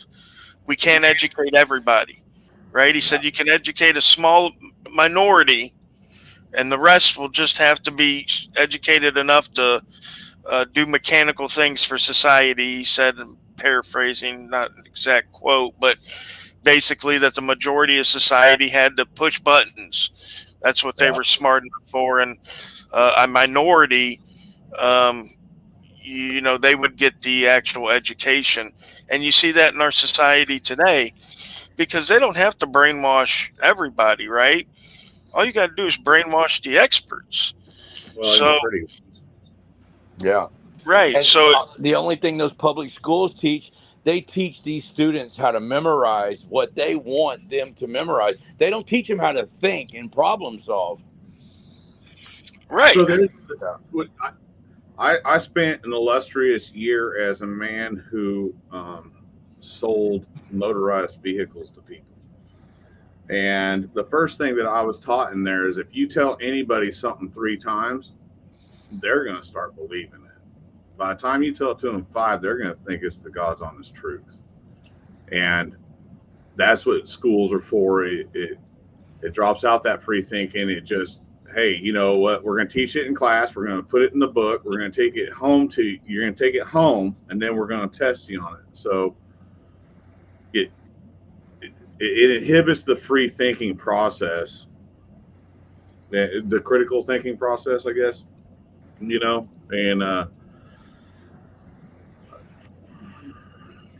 mean, that's what it's about. I wanted to point something out here that Keebler wrote, and I can't say enough how true this is. So, as most people know, I collect old history and law books, and I download from Google Books old history and law books, and the reason that I do that is because 100, 200 years ago, if you had a high school textbook, you were probably going to be president, You know what I mean? Or in Congress or something. That's how I'm. Few people went to high school back then and was able to get a good education. Most kids had to work on the farm or work in the mines or do whatever. I'm sure everybody's knows the hard times the kids went through in the Industrial Revolution there in the early 1900s or whatever. We've seen the pictures, but um, so you'll get a more accurate picture of the truth than what you would from a textbook today. So I'll give you a perfect example. There's a textbook called Elements of Civil Government by Peterman, and you can actually read it for free online if you Google it. But I bought a copy up in actually Indiana while I was up there at a bookstore for like $1. And it was from the late 1800s, like 1891. And my version was an Ohio high school textbook version. And it was a real small textbook. It wasn't 300 pages. It was like maybe 100 pages. And, the civil rights and everything that they talked about is so different from anything that you'll find in a civics book that is put out in the high schools today, which I don't even think they do anymore. They didn't when I was don't think there's a civics book anymore. Right. So, it's just insane. So, people, the further back you go, they knew a little bit more about freedom, rights, government, that sort of thing. But only the well-to-do. You know what I mean? Not the common farmer guy. So my dad talked about a civics class. I remember there being a government class that was for seniors, and it was no longer available by the time I got there. And I was actually talking with one of the sergeants in our local department. I originally met him at some EMT and some swift water training with the fire department and stuff. So, like, he's a pretty good dude overall. And the fact that we don't, the number one thing we should teach our children is how to function in society, and that we don't teach them how the law works, how to talk to a police officer, what your rights are to begin with, and the fact that civics is not taught in school speaks volumes about what schools are for. Yeah. Well, even when I went to school, civics didn't really teach you anything about how to deal with the government. It taught you about the government and the placement of the government, but it didn't teach you anything about how to deal with them. What year did you graduate? Not to date you, but you can date me. This year I'll be 65, so I graduated in 78. Okay, I was born. So I was born when you were a junior, so I wasn't that far behind you in the great scheme of us old gray hairs. But yeah. But my dad had a better understanding of it. But they were from wartime, and these were people that you were expecting to go to war and fight for these things. So they were taught them and they understood them on a very different level. Right. The Department of Defense actually, and I believe it's 1928, they put out a citizenship handbook. I have it. I'll try to upload it and put a link for it in my community tab. But people don't understand. What we're doing is a civic duty at some point. Well, it is. It is. What we're doing is absolutely a civic duty in a free country. Right. That's why it's the fourth estate. That's why they named it the fourth estate. It was supposed to be the people's checks and balances against the government. The government's got the executive, the legal, judicial oversight. The angry vet was taking us to a rave right there. It looked like. I'm gonna start calling the angry vet a drive-by auditor. Angry vet, what's up, man? What's shaking, guys? Where's your bed? Oh, the wife is in it, and I already got the mean mug for tonight, and I am out on the porch. Yes, I'm already in the doghouse. So I got some huge news for you guys. Well, let's hear it, buddy. Are you coming out the closet again?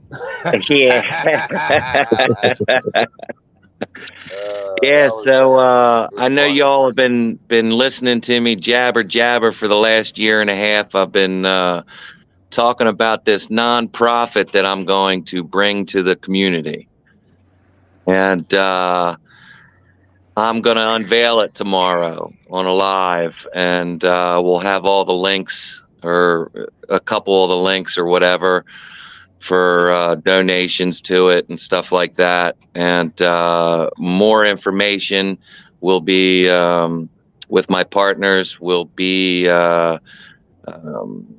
revealed, I guess, for it. But a quick basic synopsis of this nonprofit. It's called SCARS, and I'll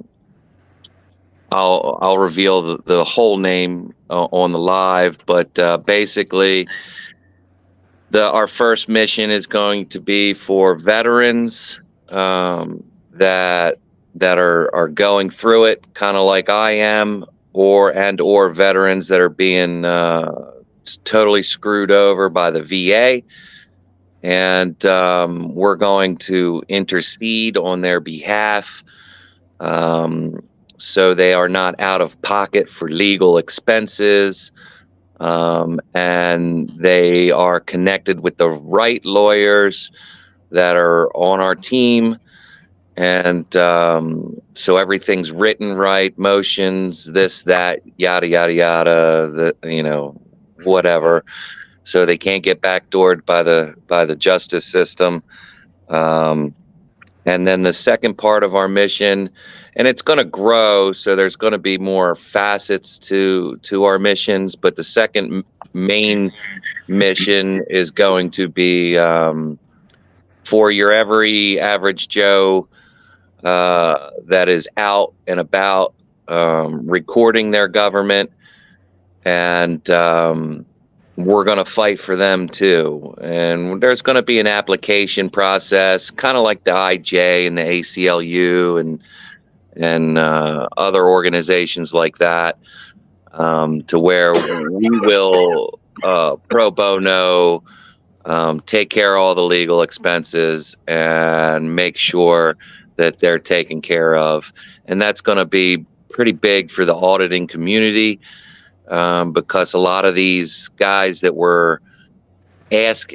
gals that we're asking to pick up a camera and record the police and or your local government agency to hold them accountable don't really have the funds. They don't have the legal intelligence to fight it on their own. And we're going to teach them how to do it. And we're gonna get this community on board as a unit, as one unit. And I'm not saying that they have to do it our way, but what I'm saying is I think if we all come together and start doing the same things, we'll get more positive results out of it, and we'll be able to start making change a little faster and a little more sound, if that makes sense. I think there's a lot of people in here that have taken a lot of lumps to learn how to do this better. Yeah. It'd be majorly awesome if we could, put all of this information to better use. I actually want to take my Facebook page and use it not necessarily for me and my stuff, but for the local people to have an outlet for their cameras, but also educate them on how to stay far enough back not to piss somebody off and end up in jail and us having to defend them, to just grab the footage so that we can see what's going on and to take care of it, and the police will respond. The reason I love Galveston Island is because it's a freaking fishbowl, and they can't hide from us, and we can find them. You can run all your encrypted radios, you can run all of your this and that, but we can be on every call if there's 10 of us, and we can really. I think I'm not trying to toot my own horn. I just think Galveston Island is a thing because it's an island, man. It's a fishbowl, and there's something here to be done. I think Harvey and I have done a lot of work here in the last year, but on what you're saying on your scars situation, I think we need to educate people on how to do it right, so they're not stepping in potholes, because if you're 2 years into this, you're doing things and paying attention to things that they're not seeing. They need to be educated. You can't go in unarmed with knowledge in this situation. I love the idea, Angry Vet, man. It sounds like it's well thought out and well planned, and I love it, and I would absolutely support it, man. And you. Yeah. I've learned through this year and a half of tyranny that has been forced upon me that I was well or ill prepared. I know how I felt, like I know how it feels to jump into something and not and don't take this the wrong way, but I think as a community, I think there's some people that really truly want to help, and they even through all their trials and tribulations, they still reach out and they still want to help. But as for the majority, we're asking these people to pick up cameras and do this and hold their government accountable. But then when they get hemmed up, we're not there for them. Exactly. And I think if there was something like this in place to where it isn't necessarily the community's burden, then it frees up the community to do their own thing and make things go a little smoother, and I'm not asking people to, hey, this is how you got to do it, this is what you need to do, but I believe that if there is a unified educational program where we all get together, we all put our what we've learned for a year, I agree 1,000%. Yeah. By the people, for the people. It has to be by the people, but we are the people. I was just watching. Gosh, I forgot who I was watching earlier, but yeah, he quoted it right, and I don't know. I'll throw it at you later. I'm gonna look it up real quick. That's fine. I'm probably going to get a lot of flack for saying something to this effect, and so I'll try to say it in a way that it doesn't hurt a bunch of people's feelings. But from what I have seen and learned in the last year and a half, this community, it's tight in ways and then it's loose in others, and I think there's a lot of vanity involved that needs to be kind of shelved, and I'm not saying we've done nothing, because that's not the case, but taking down some signs, getting some signs taken down, or some policies changed, or some town, what are those things called that towns like to implement with like homelessness and shit like that? Ordinances, yeah, that's the word. Thank you. I suck at all this shit. That's great, and it's change. I understand that, but until we show the people, we the people, and by we the people, I see we the people as a much larger body than just the people watching YouTube and just the people that like watching our videos and watching this community. I get it. It's all about spreading the word. But really, when you think about it, we're only spreading the word to like what 0.01% of we the people. People. Right, exactly. So to hit on this, and I hate to interrupt you, brother, but yeah, what he said was, it's not me the person, it's we the people. You know, when we're sitting here running these channels, at some point, and I think this just hits on what you're talking about. It's not the guy with the channel. It's not me the person. It doesn't work if it's just me standing here with a camera bitching about a sign. Even that doesn't work. It's just one guy bitching about a sign. It's we the people. So, you know, we need to be a conduit for how people interact and how to retrain this. If we're gonna, like, I complain about not having civics in high school and teaching people how to interact with their government. You know, if I don't show them a way to a better path, then I should just shut the fuck up and jump off the cliff too. You know, like I'm doing it. Yeah, it's from what I understand, like this community, the better part of 20 years. Now, YouTube didn't come into play until, you know, like what, 6, 7, 10 years ago or whatever. But people have been doing this, and they for a long time now, even without YouTube. And really, what has changed in that time? Like, we're still getting fucked, or I'm sorry, pardon my language, but we're still getting screwed, and people are still getting screwed, and the government is still doing the same shit over and over and over again.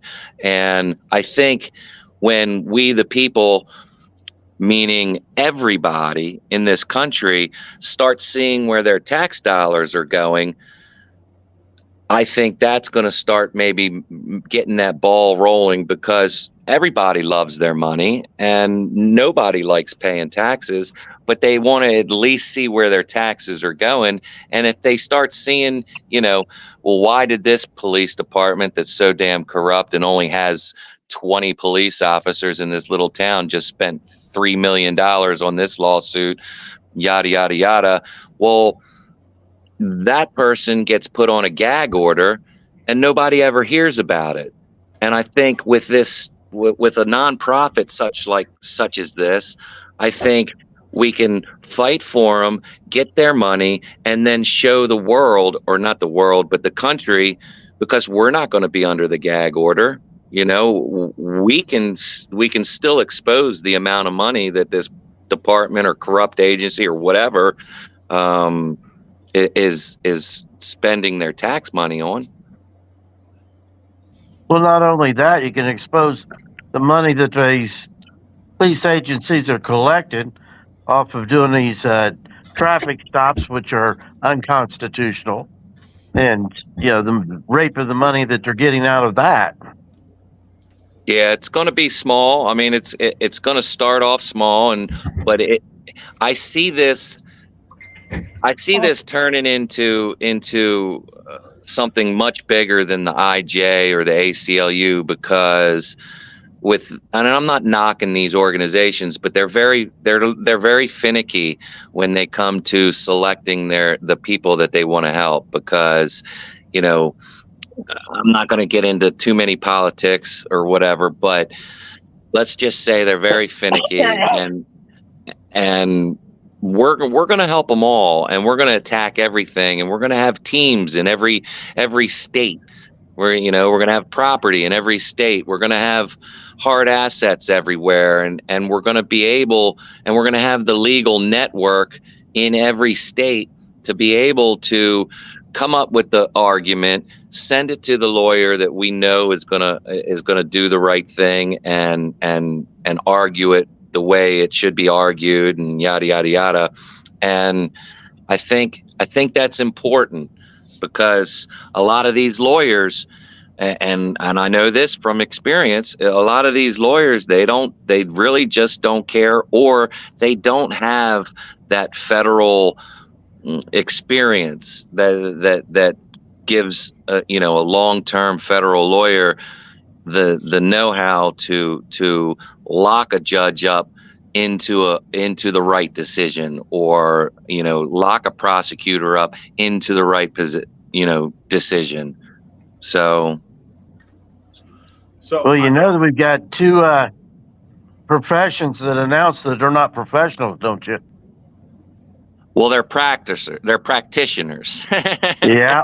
Doctors Yeah, and attorneys both announce right on yeah, their sign that they have a practice.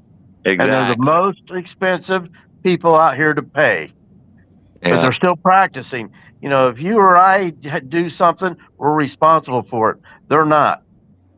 And they charge enough that they can cap out the insurance to cover them. And it's like, yeah, you know, we can't do that. And we can't do it ethically. We can't do it morally. And or we'll get sued by the same people that say they only have a practice. You know, I know Rogue's got all the legal books there and everything, but to be taught as an attorney, you're taught how to read the books. You're not taught right, how to practice law. You're taught the process of the courtroom, and that's it. right. So Matt, I have a little question, and this is just an idea that I've been bouncing around. Is it's kind of along your lines, is to create a nonprofit that helps people with their legal matters, and not that I want it to be a nonprofit, but by making it a nonprofit, I can allow people to do their community service hours by learning law and then helping people with.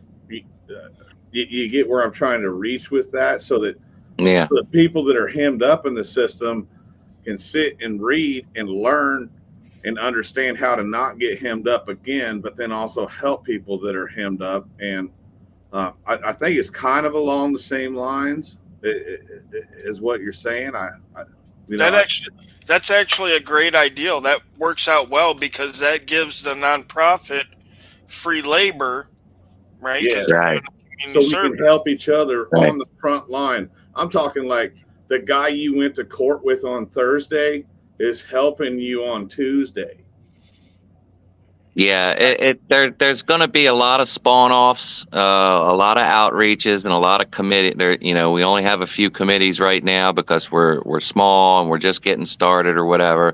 But there's going to be a lot of different branches in this nonprofit that we're going to need a lot of help with, and we're going to need people like Rogue, and we're going to need paralegals, and we're going to need all the help that we can get.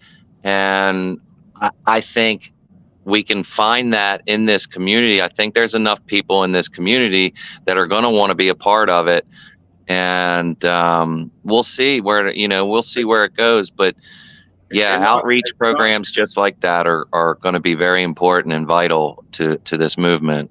And not to drive my nail any harder, but like Galveston is such a small space, and if you needed the government sections off people to run a test on them. You know what I mean? And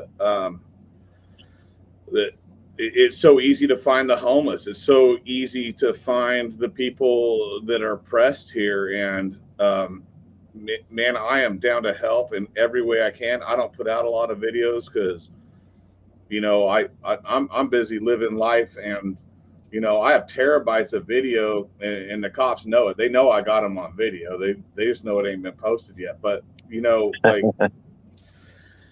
you know, I want the community to grow, and I want people to be able to govern themselves. And you know, there's only 2 bridges on and off and 1 boat, and it don't float that often. You know, so yeah. It's a good testing ground for this kind of thing. So, yeah, get with me, brother. I will. The main thing you got to watch out for with something like this, like you was talking about, you know, somebody helping somebody else with their legal services, then you end up with the attorneys, and there's a law that you cannot practice law. We can just inform, but Yeah. But that's also a very important thing to teach right off the bat, is that you cannot act like you're a lawyer. Well, you're not. You're missing it, because all of our lawyers are legally allowed to practice law. That's the thing. So what I'm saying is, as allowing people to help people process and okay, so So a big thing here on this island is public intoxication. I got like 85 of them. Okay. And it's a blanket arrest for not agreeing with a police officer. But most people can't, because it's a vacation spot, most people can't go back and forth. They're going to spend more money. I mean, who else is going to hire CJ Grisham to, you know, fight a PI case or whatever?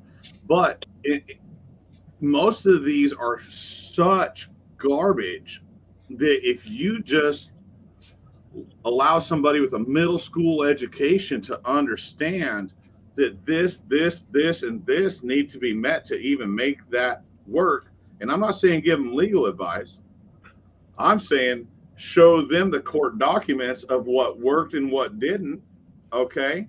So that they can figure out how to put their own case together. You know, I'm not talking about giving them legal advice. I'm talking about giving them the tools to figure out their own legal defense. Well, they're all gonna they'll learn by going through, just like how I'm learning is by going through it. Just like I'm sure Rogue has learned, he is by going through it. And I think if we can help people when they're going through it, I think that you know, that in itself is going to be education. But we're also going to have, you know, educational resources, educational platforms, you know, channels that educate pro se stuff. And, you know, I'm hoping Rogue will get on board with that. But yeah, education for our community is definitely key. But I think that comes in time. You know what I mean? That comes, you know, because First baby steps now. Yeah, it takes, you know, 12 years to go through school, right? I mean, education's pretty key. So I filed a bunch of 1983 lawsuits today, and you know, what's that going to take? 4 years? You know? Yeah. Like the system is designed to be in the mud. Like you feel all revved up, and it drops you on a piece of fly paper just to try and blow out your steam before you get to the end. You know, it's yeah. Who is it that's putting the auditor's Brady list together? Well, I can tell you we're starting to work on that. The auditors that are falsifiers? No, it's the Brady list of police officers and judges that should actually be put on a Brady list, but they keep getting passed by, and so they'll transfer over to another agency or whatever, and they're the dirtiest of the dirty, but they never get put on the actual Brady list. So it's an auditor's Brady list that's been put together to put these officers and judges on. Touche, Otter Popo, or yeah. Yeah. I don't know if Guerrilla News was doing that or Guerrilla Press, however they call themselves, but it might be something that they were working on. But I heard somebody was doing it, but it needs to get out there to where everybody knows that if there's a rogue cop in their area, that they can get a hold of them and get them on that list. I believe they're looking at Guerrilla Publishing is looking at a website where people that are already on the Brady list, they're going to have a list of what police stations and what states and counties and cities and blah, blah, blah. So they're working on something like that.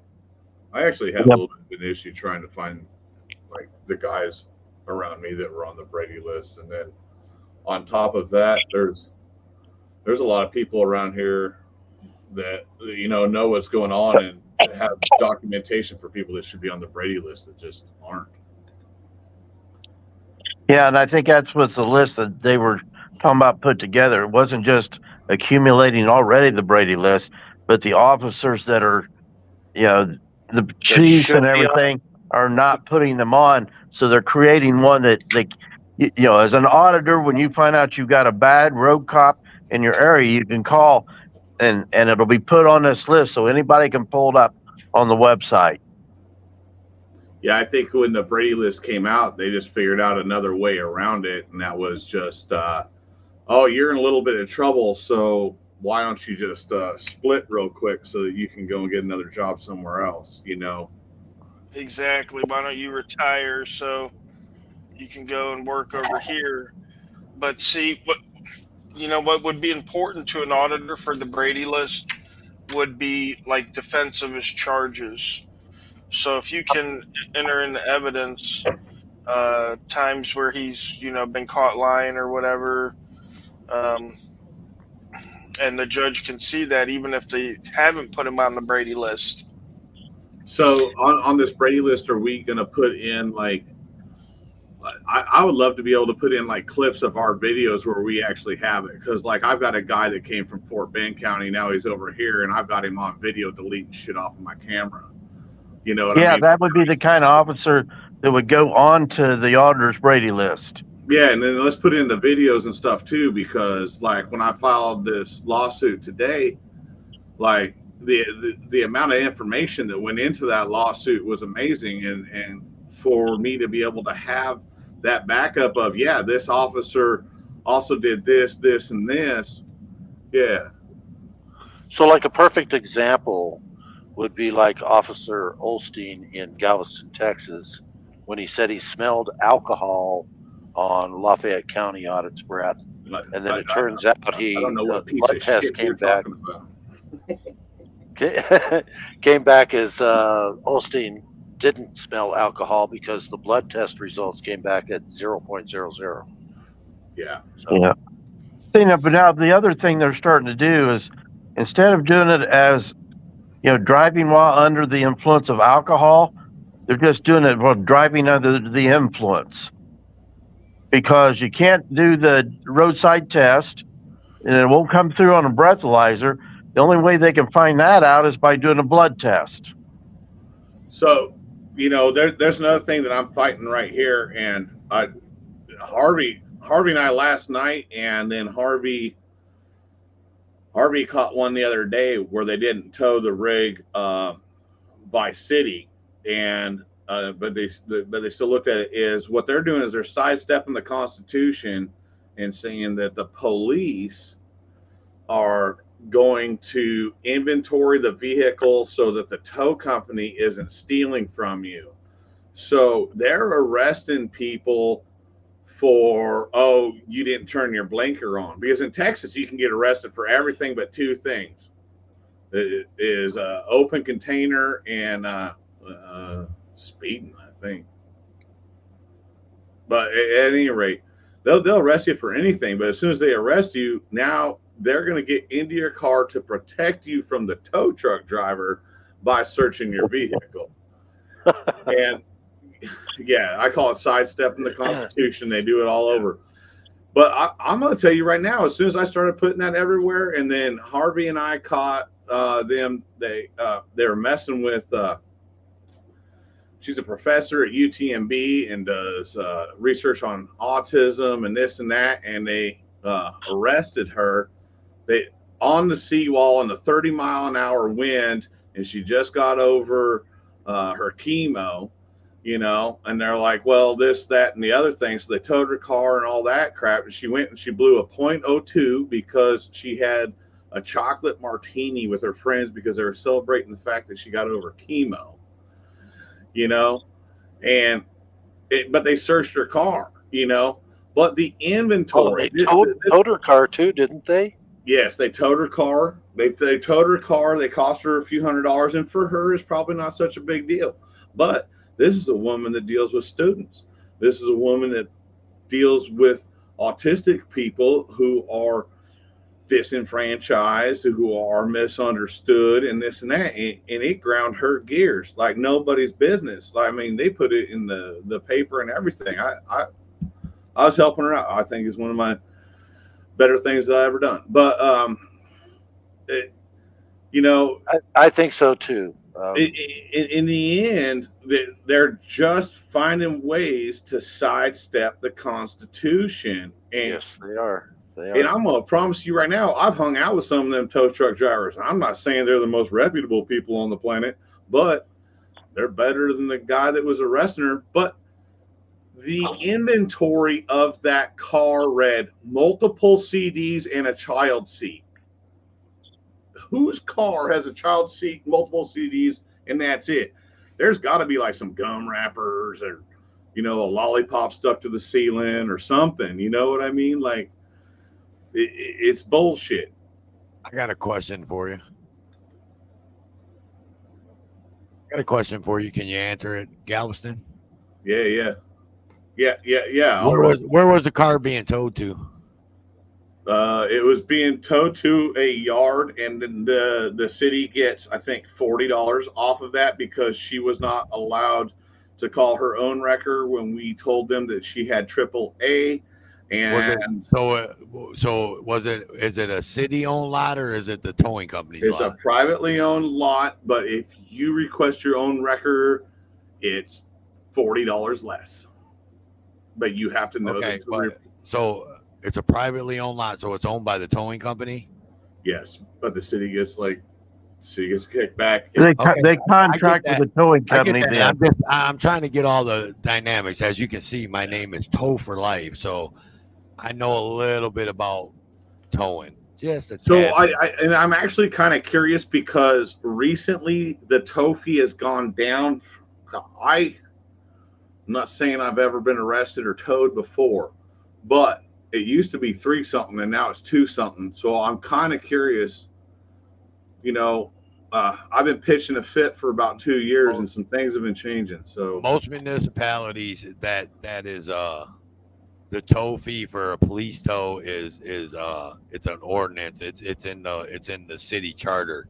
Mm-hmm. Like the city government makes that decision that there's a max that the towing companies can charge. So in the beginning, nothing got towed for less than 3 something, and now it's like $251, which actually $200 and some for a guy to come out with a truck and hook you up and tow you to his yard. That's kind of a real. A lot of people don't realize the inner workings. That's why I'm saying I'm actually going to have a panel coming up real soon where I'm going to have a special guest on, and we're going to talk about police towing and all that, because a lot of people just see that and like shock proof over there, theft is theft and all that stuff. And so I want to clear the air a little bit, because you say that for just a guy to come out, well, that guy has to drop everything he's doing and be there within a half an hour. No, just a guy. I didn't mean that. I didn't mean that in a rude way. I was saying. I'm giving you this. I'm giving you the backstory. If it takes an hour out of the tow truck guy's life for it to only be $250, because I'm a contractor, you couldn't get me on your spot for $250. Right. Okay. And that's what they have to do. They have to be there in a certain amount of time, or they'll lose. I got you. And there's a circulation and yeah. So, but what I will say is that fee has gone down. But also, as that fee has gone down, I've seen all of a sudden a couple less vehicles being towed. And I'm going to tell you right now, it happened after we, Cliff, you know what I'm talking about. You watched that video where they towed that lady. And I'm telling you, it happened after that. This is a different thing, because we were standing there trying to get her towed a different way and they wouldn't do it. And now all of a sudden it's different.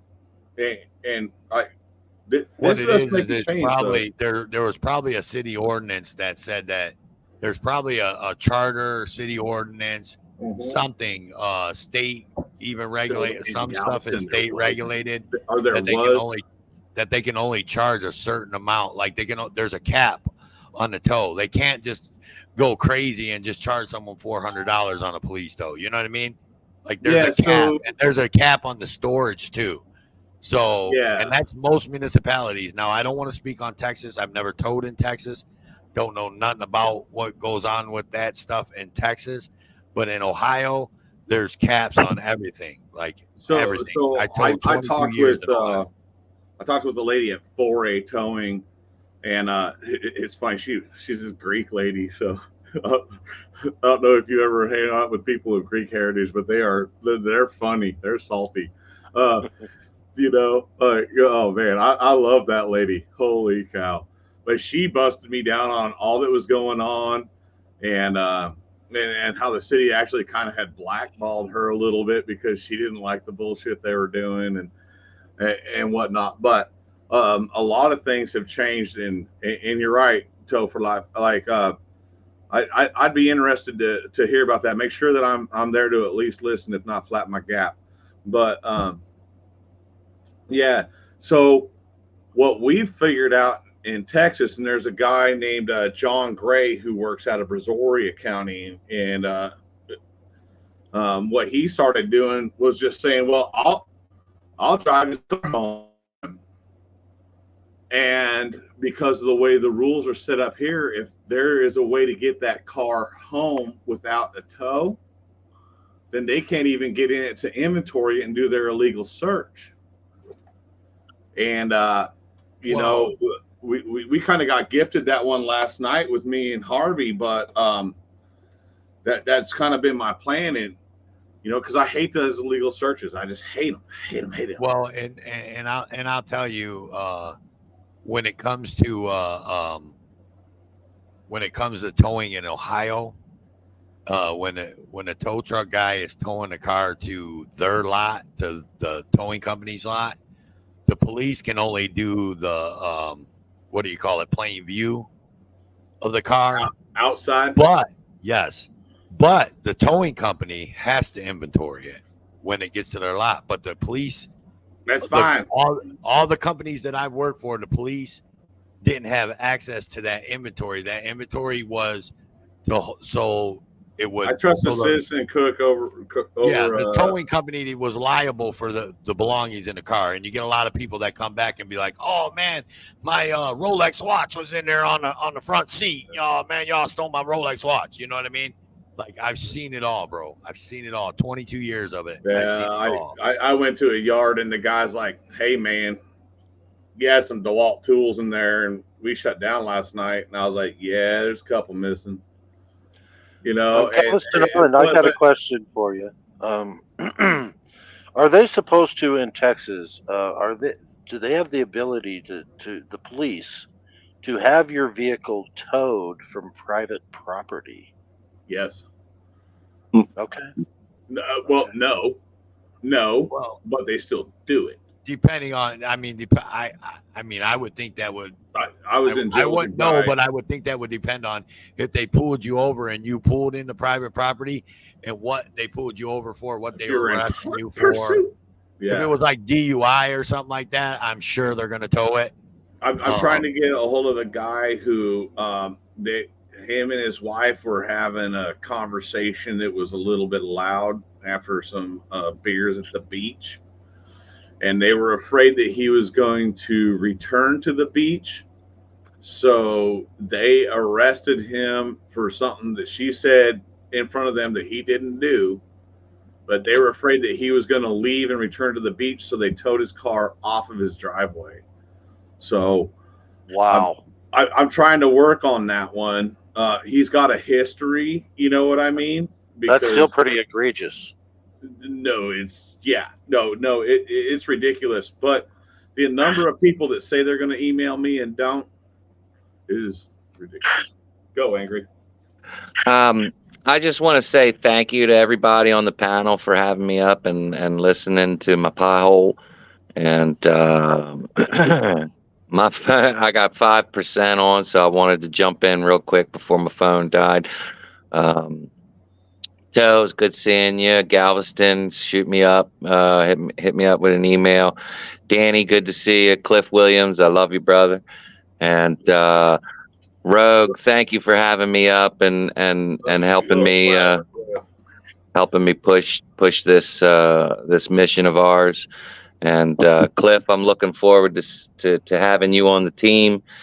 And I'll jump in too, brother. Guys, hey, I love great you. Great to see you drive by. Right. He knows what I'm talking about. This is going to be a standing joke between him and I. Screenshot this, motherfucker. Yeah, here in Indiana, where I live, I had sold a pickup truck and they towed it to this lot several times.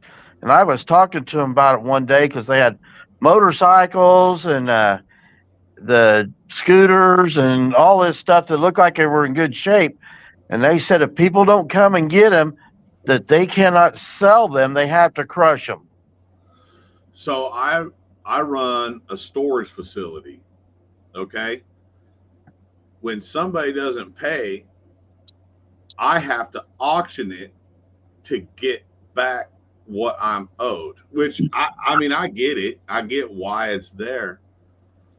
But at the same time, like, yeah, I don't know. But I've been going to the same tow yard, and there's a dadgum V-rod sitting right there that I'd like to chop up and make into a decent motorcycle. And it's been there for 2 years. Yeah, this place, after a certain amount of time, they have to crush them. They can't sell them. They can't do anything.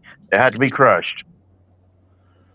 A lot of places, even some places, they take them to auction, and then when they get, like Galveston said, when it gets auctioned off, then the towing company gets the money they are owed from the auction.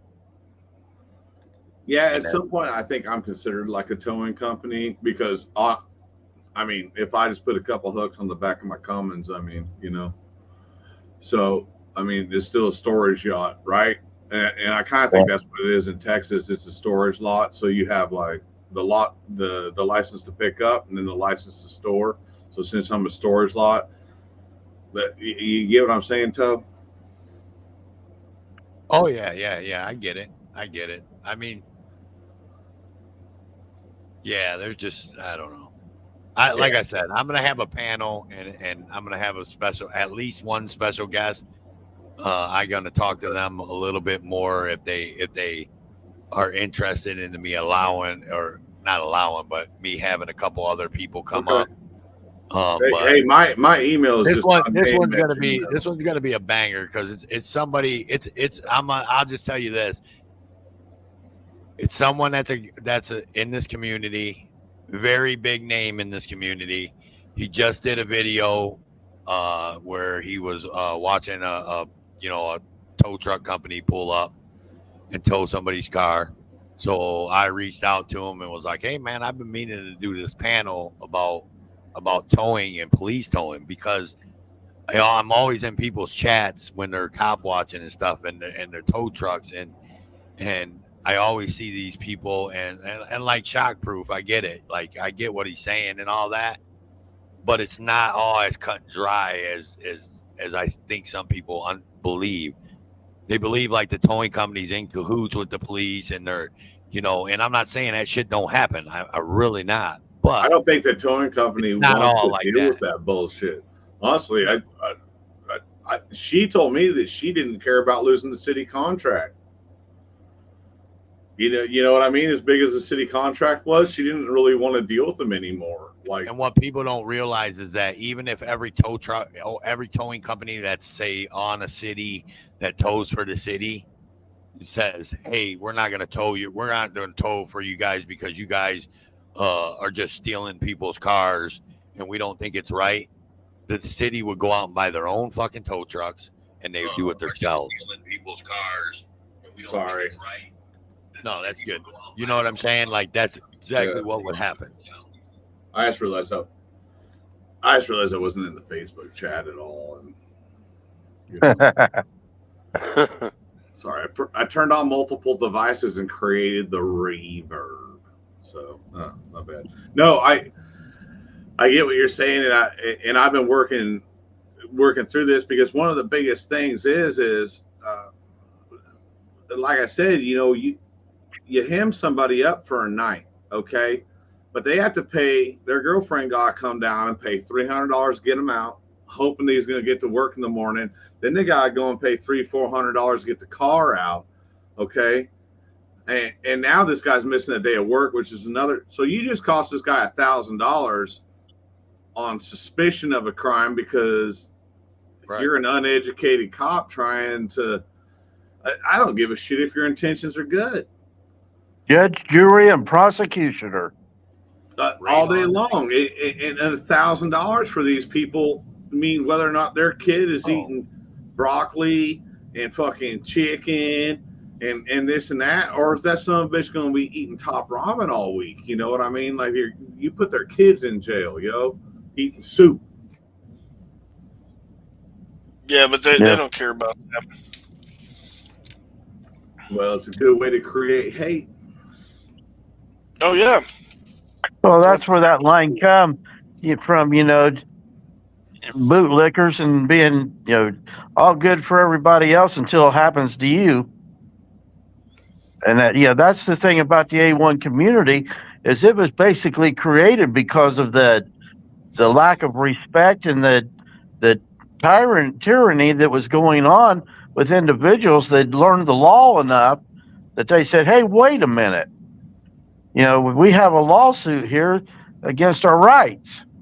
Otherwise, people never thought about that. Hey, Rogue, how many people are actually watching this on your other stuff? I'm just kind of curious because a lot of these other lives get like a bunch more when they're like dramatic and not real speak. It's 55 people over here that are actually listening to the truth.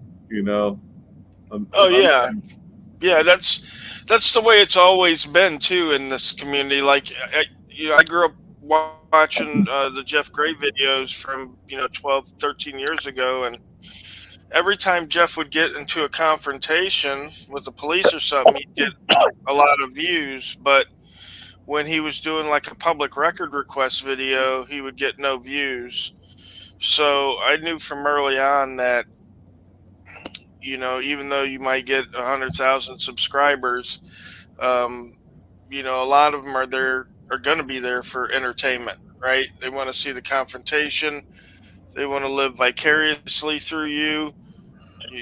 Tell the cops off, tell them who's the boss, and that sort of thing. I think a lot of those early guys are now tired. Well, yeah, I'm not going to throw anybody under the bus, but I think that I think that the committee is moving on from that, and I hate to see subscriber or viewership go down, but I would rather have multiple channels putting out real knowledge and hope that grows. Clicks equal views, but at the same time, if they're just glazed over taking a turd, it ain't like they're actually getting anywhere. Then they're going to be the guy that we don't actually want to watch, that's sitting there spouting off half understood things like he knows what he's talking about. And well, right, and that's an issue, but unfortunately for us, we're in the rights game, and so even if someone is out there spouting off illogical meanderings, it's his right to do so. You know what I mean? It's 1,000%. It's his right to do so. So that's the unfortunate part of it, and of course we'll get lumped in and we'll get labeled with these people as well, and everybody that picks up a camera is now my buddy, and we barbecue on the weekend and whatnot. But stand outside of a restaurant and try and just piss people off. Right. There's and listen, and that's just it. Some people see their rights in a different way, like I can see but some of them some of them see it as a payday too, you know what I mean? Like everybody knows they have more subscribers than me. I don't care about. I've filed in 1983 lawsuits and getting shit done, and they're out there pissing off people having a burger. That's what it is. You know what I mean? Like, so that's cool. It's always been about, like, for me specifically, it's always been about the education. Like, I think the biggest changes that I make is in people's lives when they watch my videos, and they start learning their rights and they start exercising I their love rights. falling asleep to you just rattling off numbers. I don't know, somewhere in the world, I feel like I'm dreaming about having my rights appreciated. Damn, I dream about Rogue too. I'm telling you right now. Well, it's really convenient because the conversation's short and small, but it's no. Oh damn! Ouch. That's pretty funny. Yeah, no, but for real, like, I don't remember things very well. Numbers are my thing, which is great when it comes to law. But BC said it. I do when you're, them videos of yours that don't get a whole lot of views and you're just working through the work. I'd rather you not quit making them. I hear it and I hear what's going on. It may not be fully conscious, but my fully conscious mind is full of jackrabbits with antlers and all these other things. You know what I mean? Like I got to have my half conscious mind paying attention in order for me to get through the world anyway. So. Yeah, I mean, reading the law is pretty boring to sit back and just be listening to, unless you can sit down. That's why I have the jackrabbits running through it. Yeah. But really, Rogue, when you're working through it and showing the truth of working through litigation and the amount of time it takes to work through litigation and the reality of it, like I'm over here bragging that I finally got my 1983 lawsuit rolling, but we all both know that it's going to be 4 years before my next update. Well, here's the other thing, that the time that it takes to put all that together. I'm sorry, they're going to put qualified immunity in there, so we're going to have a qualified immunity conversation in 100 days. By the time that it all gets to court and that you'll even get a chance to appeal it, it'll already be through the time that you're allowed to actually do all that. Yeah, well, they stretch it out so much. The minds that I could have enlightened by it will have moved from 12 to 26, and they won't even give a fuck anymore. Like, I'm sorry. It's fucking loud. Yeah, the statute of limitations. Yeah. Well, right, but once you file that suit, it could go on forever. Like, there's no time limit, on it specifically. Well, and CJ knows that I'm not in it for the money, so like we put the number at jury, and like I think he wrote it reasonably well. Nobody. And I'm not throwing CJ under any bus or anything. Like, man, the guy's awesome. Nobody else would have taken the case to begin with. You know what I mean? But, me in my not legal mind, I was hoping to approach it from a different angle. But that's not how this works. It takes a community, and we all have to get together, and we have to understand. And CJ sometimes has to tell me, Bruce, that ain't going to work, So. Well, that's the process of the court system. Yeah. Yeah, exactly. He's like, why are we going to waste our time, my time, your money, this, that, and the other thing? Like, I get it, man. I ain't hating on it, But isn't that what we're trying to fix? Because at some point, we're sitting in an antiquated system with an antiquated understanding. Yeah, we're trying to affect change, and that's going to take time. Well, the trouble is you're talking about an antiquated system that they keep revolving into a new and completely different system. Just like what they did here in Indiana with House Bill 1338.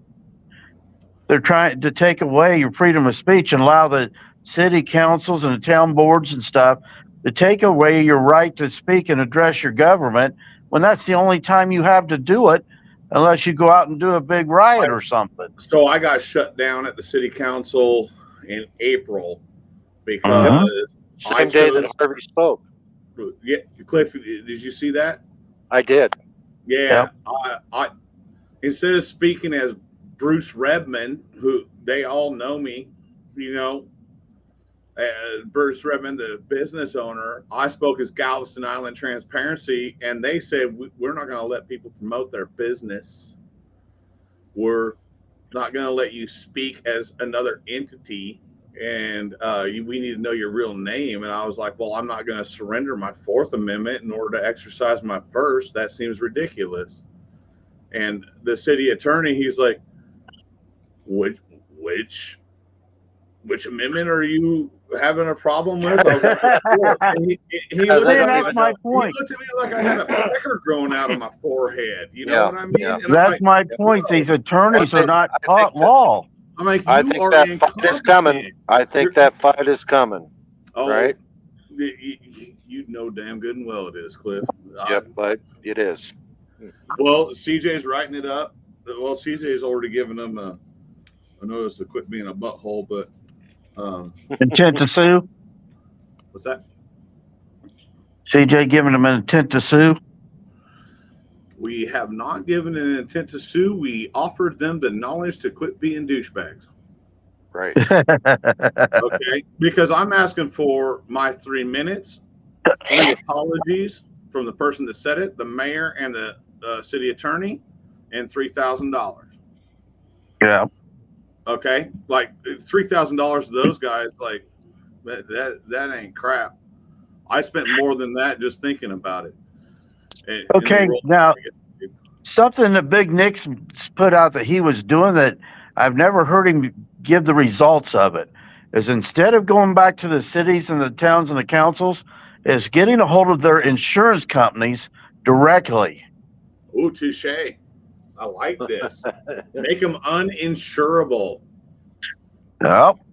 And then it has to come out, and then they have to let the public know because it'll have to be in the public records, and it'll be able to be FOIA'd. So a weird thing that happened was, so the arrest that actually happened 2 years ago today was the one where I got News Now Ninja and Good Citizen News involved. So yeah, well, no, let's not start that one. We're not doing it. No, we're not doing that here. Okay, that's not the intent of this. Anybody knows. So 6 of one, half dozen of another. I need 1,000 subscribers so they quit beating me up. Okay, I need 1,000 subs to go live. Okay, so that's the one that's is changed. 2 years today, and then CJ just went across and blanketed like all the bullshit that's happened since then. It actually started before that, but we were having a hard time filing something that would beat qualified immunity, even though they were deleting crap off my phones, even though they were smashing my SD cards and all the other crap they were doing. We had to get one that we could actually fight, and this is the one that we can fight, and this is the one that was 2 years ago today. Wow. Yeah, so he just blanketed it and just, because I don't know Topher Live or, I mean, Danny, you've been around for a minute watching me, right? You've been in my. Yeah. Yeah. Like, they ground my gears for a minute. See, a lot of guys. For life, man. I'm a big name out here, don't you know? Yeah, I mean, I watch Lawrence Accountability, and it's just like we was talking earlier about the groups of letting everybody know what's going on. Audit them. I haven't gotten anything from his stuff lately except for Audit Them music. It's like everybody's getting shadow banned, and by what I do is I listen to you guys a lot because I have a lot of downtime in my job. So I sit on my butt and I drive a semi. Yeah.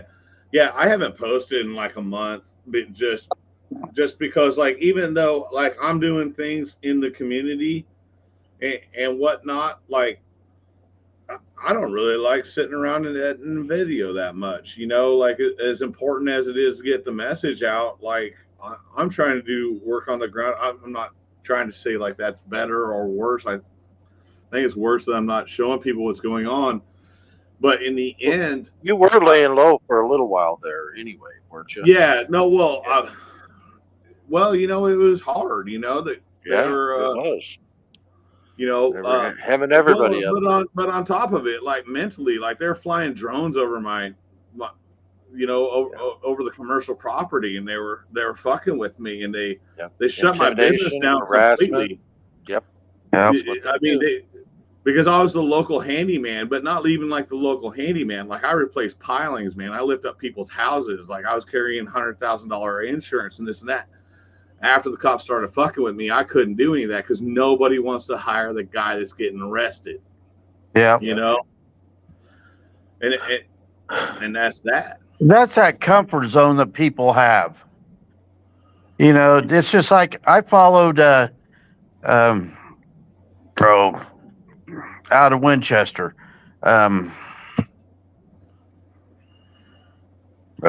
He's in jail now. And he's on jail for something completely different than the 1A community. But he got real big real quick. Out of Winchester, what, Connecticut? No, Indiana. There's a lot of Winchesters.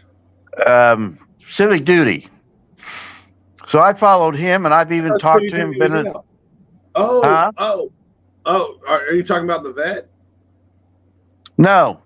Okay, never mind. Civic duty was going to the city council meetings there in Winchester, and even run for city council. Okay. And he got in with Chris Bilbrey, which is Political Spotlight, and another guy, I can't remember his first name, Rudd, out of Portland, Indiana. And anyway, the three of those guys, they created the Bastards of Politics. And so he was going, and that's where this House Bill 1338 was presented from. It was out of Winchester. And he was going, and he was straightening up that city council. He was going in and doing the FOIA request at the clerk's office, which if you ever watch any of his videos, you go in one door, you go down a hallway, clear down the end of the hallway to the clerk's office. By the time you get to the clerk's office, you pass the police station door, the mayor's office, the court counsel room, and the door that goes into the fire department. All within this hallway. Okay. So when he started doing it, they even closed off to where you couldn't even get into the building. And then, it's like, okay, you had to fight that. And then they were blocking another door. Now you had to do a buzzer to intercom somebody to go in. And then the mayor was putting up all sorts of signs, got that all taken care of. And then all of a sudden he got himself into trouble over something he was doing, and he went and turned himself in. But, when you start following somebody like that and you start promoting them, because every time I'd go to Winchester or I was in the area that I could promote him, I was promoting him. And then he turned around and basically, now my reputation's on the line because this idiot turned around and did something completely off the wall that nobody knew about. Some dumb stuff, huh? Yeah, that's fine. Had to do with young kids. I have, dude. Yeah, I have an email. You can reach out to me there. Ain't gonna happen here. Yeah. So what I'm really liking right now is like I am free and audit them, and Lord's accountability is a good one. Inland Auditing Media does really good work.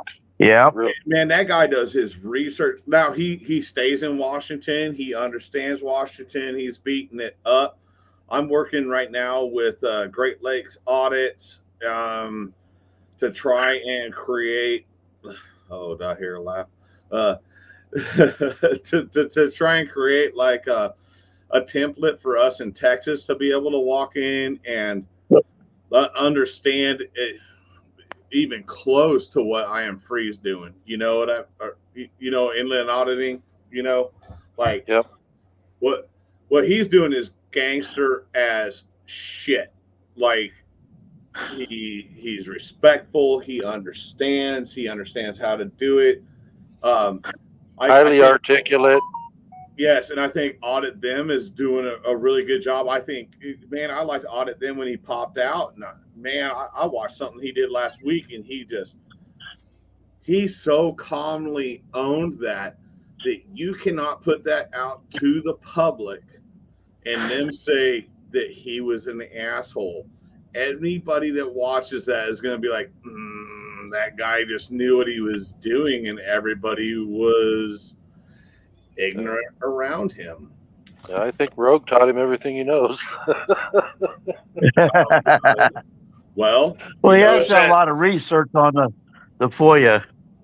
Well, and Rogue reached out and helped me with what I'm trying to do here, because I would love to be able to make a sheet for us Texas guys to be able to walk with our heads high, so that we can walk into court high. And people don't recognize that you can be that double D and get all the views you need. And I'm not saying it's wrong, but I'm saying it's hard to defend in court, because the jury is going to be like, whatever. Well, look what they did with the biggest case that the U.S. America has seen by the judge controlling what was being allowed to be said. What evidence you have, what people you want to be your witnesses and everything else. When the judge controls it, the outcome's going to be the outcome. Rogue, you were saying something. Oh, I was saying, that I always walk into the court high, and I recommend a vape pen, because it doesn't smell like a with a 2x4 in your back pocket. Yep. Yeah. Yep. There are things that are legal, but there are also, like, you have to make yourself palatable to the majority if you want to create change. If you're not palatable to reasonable, moderate people, you're not going to create change. You're just going to be the twat that pissed everybody off, and then, Yeah, I think it's walking in with self-confidence. Well, walking in with self-confidence is one thing, but don't. If you're getting yourself with a pocket full of videos of you being an asshole. Right, exactly, and everybody has their own way of doing things. I think I'm not trying to throw anybody under the bus, because I'm going to tell you right now, a lot of people wouldn't be watching this or wouldn't be here. I'm going to tell you right now, if it wasn't for Jesus, the things that I watched when I first got into this, delete, Amma. You know what I mean? Like, I'm not going to lie about where I came from, because I'm Galveston Island Transparency, not Galveston Island Cover Bruce's Ass. It's the truth. Okay. I was watching things that I was mad at the cops, and I was watching things that I was like, yeah, get them. Okay. Well, I think it's a growth I need thing. to learn how to. You grow as you learn. Like a fungus, man. That's what I do. Well, I'm an old part, and I've been learning every day. No, but I think it's important, and I think that we have to value the attrition from being upset to being knowledgeable to being dangerously knowledgeable to the hierarchy. And making yourself look good to a jury by not acting out on your videos. Well, but you know what? At some point, you got to make yourself look good to you, because I'm going to tell you right now, when I started editing some of my first videos, I was like, fuck, I'm an asshole. Sometimes it takes an asshole, though, to really shake them up a little bit. Energy comes both ways. If it's coming from an asshole, it gets returned as an asshole, Yeah, that's mirroring. You mirror what you're getting. Sometimes if you're just stoic and you don't mirror what they're doing, and they're the ones that look like the asshole. I respect a man that stands up improperly and then accepts the fact that he stood up and the way that he felt at that moment, and then learned something. Like, it's supposed to be transparent. It's supposed to be the truth of it. It's supposed to be us learning how the government works and being real people here governing each other. I agree. Absolutely. Rogue muted himself. Yeah, no, that was fine. Are you okay? Take another puff off that vape pen, Rogue. Yeah, I was gonna say I had a little coughing fit there in my medicine. Oh, are you There you go. are you on a pressure one? Amlodipine? No. Never mind. Sorry. What No. duck? There's a duck over here in the corner of my. No. Yeah, right. That's funny. Yeah. There's it's a lot. Oh no, you know, Rogue. It's funny. I've thrown a couple comments here and there, and I've never actually talked to you, and I just ended up here. And it is what it is. I'm glad you did. I've never really seen you on any panels. And I usually don't because, I don't know. I'm trying to figure out how I fit into this community and how, I think you're bringing something to the table. I think I'm a reasonably intelligent guy, you know, like editing and this and that is one thing. I'm going to tell you right now, them cops are scared as shit when I show up because, like, I start quoting their fucking SOP, and I'm not dyslexic, and then their POS SOP. Yeah, you're using their rules against them, and they but they hate it, dude. Like, they threw me. I know. I made a decision the other night that was probably not the greatest, and then they threw me in the rubber room, and I was like, "Come on, motherfuckers, let's talk about it." Like, that guy over there is spitting tobacco, so like he's high as fuck on nicotine, right? So, like, that's not allowed, but you're just letting him run around. And, like, I don't know, man. I like throwing it at them when they're sitting there on a traffic stop. If you're cool with me, you're cool with me, and I'm fine with that. But, man, I know your handbook better than you do. I promise you that. Because they're all attached to numbers. I'm a geek for numbers. I'm not saying I'm on the spectrum, but, you know. Yeah.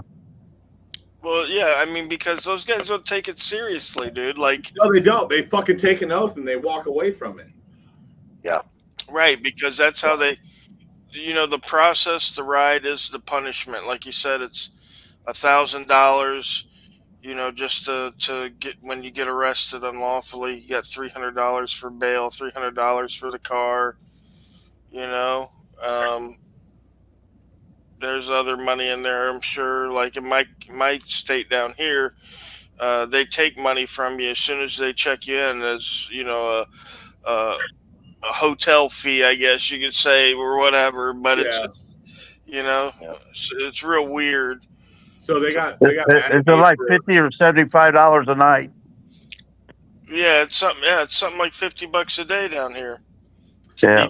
Jail. So they got mad at me for ragging on the sheriff's deputy for spitting and being like they're not supposed to be chewing on, while in uniform. Yeah, while in uniform and spitting in a trash can. Well, you're not supposed to be high on duty. You go and put in a big old dip of Copenhagen and tell me your mind don't change. It's the whole point in taking Copenhagen, Yeah. So at any rate, I didn't stay quiet about my upsetness of that situation. So they put me into the rubber room. And what's funny is, so when they clean them things, they just try to, do their best to teach you the lesson that we are in control, right? So they put me in the room, and I was like, you sons of bitches. So they closed the door. Well, when they clean that room, they clean it with the door open, right? Because it's cleaned by inmates. They close that damn door, and there's blood all over the backside of that door. I was like, I was trying to figure out how to drop qualified immunity off of the sheriff's deputies that are running as guards, and I'm pretty sure putting me in a room full of blood is how you do it. Too bad you didn't have your camera so you could take a picture. Yeah. No, I asked them. I said, they're like, Bruce, get into the other room. I'm like, no, I'm going to stand out here in front of this camera and say, you need to get in that room with the camera and show them the room that you put me in. And I get that I'm an asshole. I get that I overdo it. I get that none of it is ever going to go to court, and I'll never fight qualified immunity properly doing it. But at some point, they get it. And they're like, who is that loudmouth son of a bitch? And they look at my channel and they realize, like, you know, I'm not just an asshole. I'm a dickhead. Right? Both at the same time, yo.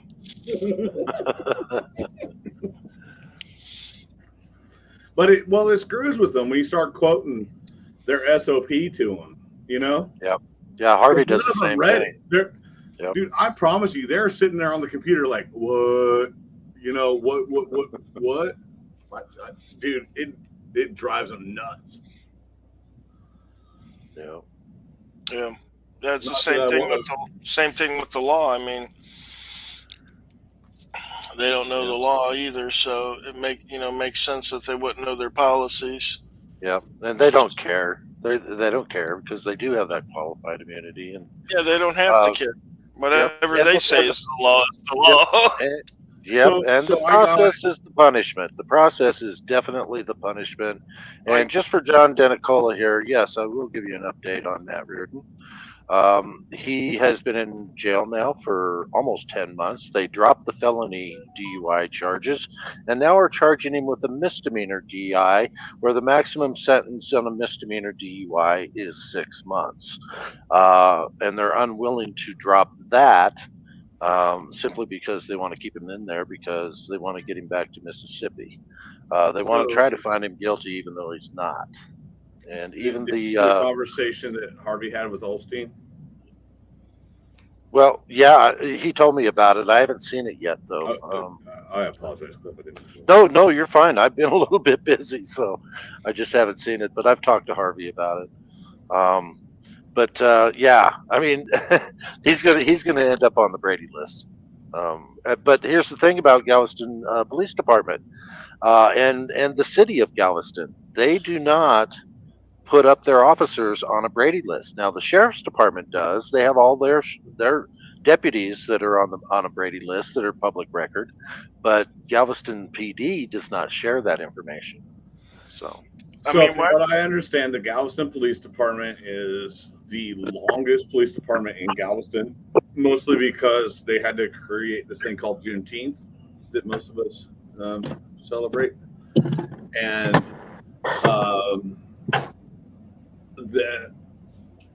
I on every Facebook account now have been banned from there by saying just simple things about what was going on. Cliff, are you aware of this Facebook page? I'm not. No. So it's Galveston Municipal, whatever. So the Galveston Police Department doesn't make comments about ongoing investigations, but the union does. The union does. And the union was grinding on Matt. So I was in there in Galveston as Galveston Transparency, and I put a bunch of stuff down, and then I got banned because, like, speaking the truth isn't really a thing that the department does. Of course not. So then, even on my personal, like, I was in there, and then they were talking about, what's his name? I forget, but this guy, like, he spits a whole can of chew with his dog. Okay, this is the drug dog boy, right? He's got the dog. And this son of a bitch is high as hell on Copenhagen. Like, I'm looking at a bottle of water that's full of spit. And, like, I used to be a chewer. And I'm going to tell you right now, that boy's gone through some nicotine tonight. You know what I mean? And he's over here with his dog trying to figure out who got a dirty car.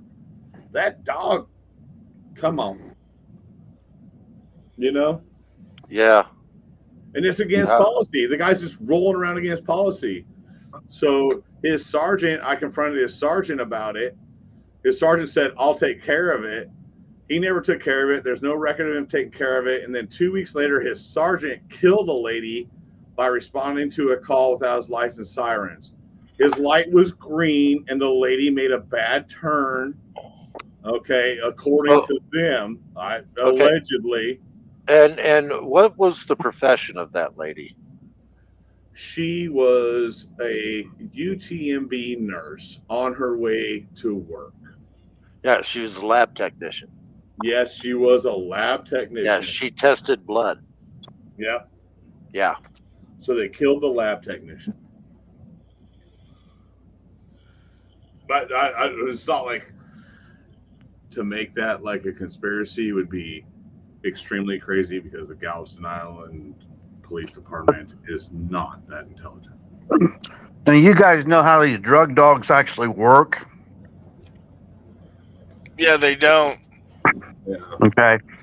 So what if you put stickers on your car saying, warning, do not use drug dog on this car? And then you hung around up underneath the wheel wells or wherever bags of pepper powder. CBD.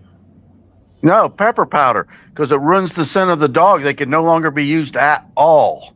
No, make it overreact. Well, I live on Galveston Island, so like we have these weird things called square groupers that wash up once in a while. So yeah. So, yeah. But yeah, they always say if you ever want to screw up a dog that's trained for drugs or anything else, just put that pepper powder out, and as soon as they sniff it, burns their sinuses, and then they can never be used as a drug dog again. So one of the coolest things that happened from that UTMB professor being arrested was, I was telling her that there was almost no way for her to pass that test at all. Was she went and found all the studies. So if you're over 40, your ability to pass a field sobriety test is 50% completely sober. Over 40, you know, and she went and found all this stuff. So it was really interesting to interact with somebody who is on such an analytical side of the situation.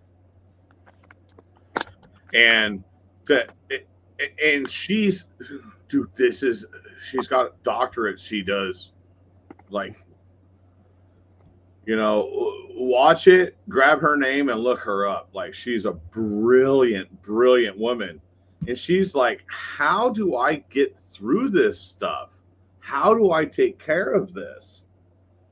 You know, for that woman to have a problem dealing with the process should say a lot about our process. This is a woman with a doctorate, you know? Mm-hmm. Well, it's just like the way they're throwing down everybody to handcuff them while they're on the ground. That's been something that has been put together that, you know, it's the best way, easiest way to disorient and take under control somebody. Yeah. So if you watch most of the videos out here, not a single one of them is not where they're not doing that. It's like, you know, they don't tell them they're under arrest. The next thing you know, they got their arm on their shoulder and they're pushing them over and, you know, tripping them and got them on their stomach and got a knee in their back and putting handcuffs on them. So I'm not a small guy, and it took a long time for me to figure out how to get my message across without being bullish, you know, and and to sit there and take something is ridiculous, and especially to men, because as a man, your job is to protect the woman and the children in your life. Your job is to be the dog at the front. Right or wrong, you still protect. And it's born and bred into us. And to be put down like that is disorienting, uncomfortable, and to submit is it's ridiculous. Yep. A proper conversation goes a long way. Well, the more videos I watch, the more I've learned that the police need to learn how to investigate. You don't walk up to some guy and say, you're being detained, so we got to handcuff you. You're being detained, so we got to frisk you. You're being detained. No, you're doing an investigation. You don't even know if I am the one that you need to be handcuffing. You don't know if I'm the one that needs to be detained. So the law already tells them how to do it. They just don't care. And then qualified immunity allows them to be ignorant. And that's a huge situation. I firmly believe that a police officer should be paid $250,000 a year because he's got a doctorate in how not to be a cocksucker. Yeah, but they can't be over a certain IQ, or they can't be a police officer to start out with. No, they wouldn't. Because oppressing people is a poor decision. But yeah, I get that's a little bit of a tirade, and I'm kind of on it. But I think it's sad that we allow that ignorance into the situation. So I'm trying with the Galveston Community College to not audit like we or people say we audit, because I'm not an auditor. I'm a cop watcher. I'm not an auditor. Yeah. Okay. Hey, we need cop watchers too. We need them. All day long. I think in the community we need to understand there are cop watchers, there are auditors, there are restaurant disturbers, and there are guys with their kids just driving around sidewalk making shoppers, a bunch of money for being stupid. So, but and then there are investigative journalists and activists all day long, because I really want to start pulling some more information in. Rogue, check this out. So we he unmiked, boy, oh boy. So on Galveston Island, we obviously have a whole lot of lifeguards due to the fact that our dirty water sucks people out. Just ask Charles Barkley. And then, so they wanted to put up a lifeguard statue.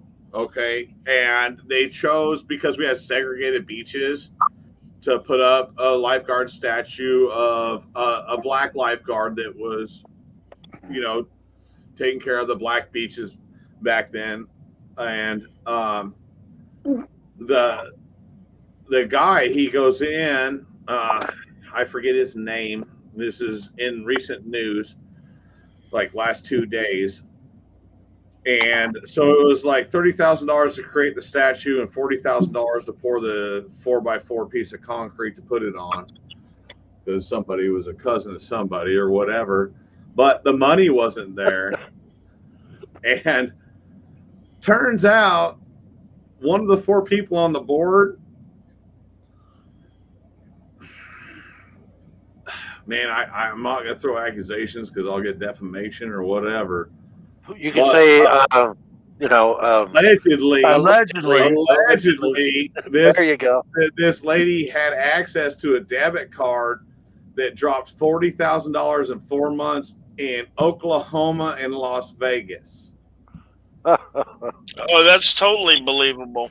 Yeah, it is. I totally believe she spent the money.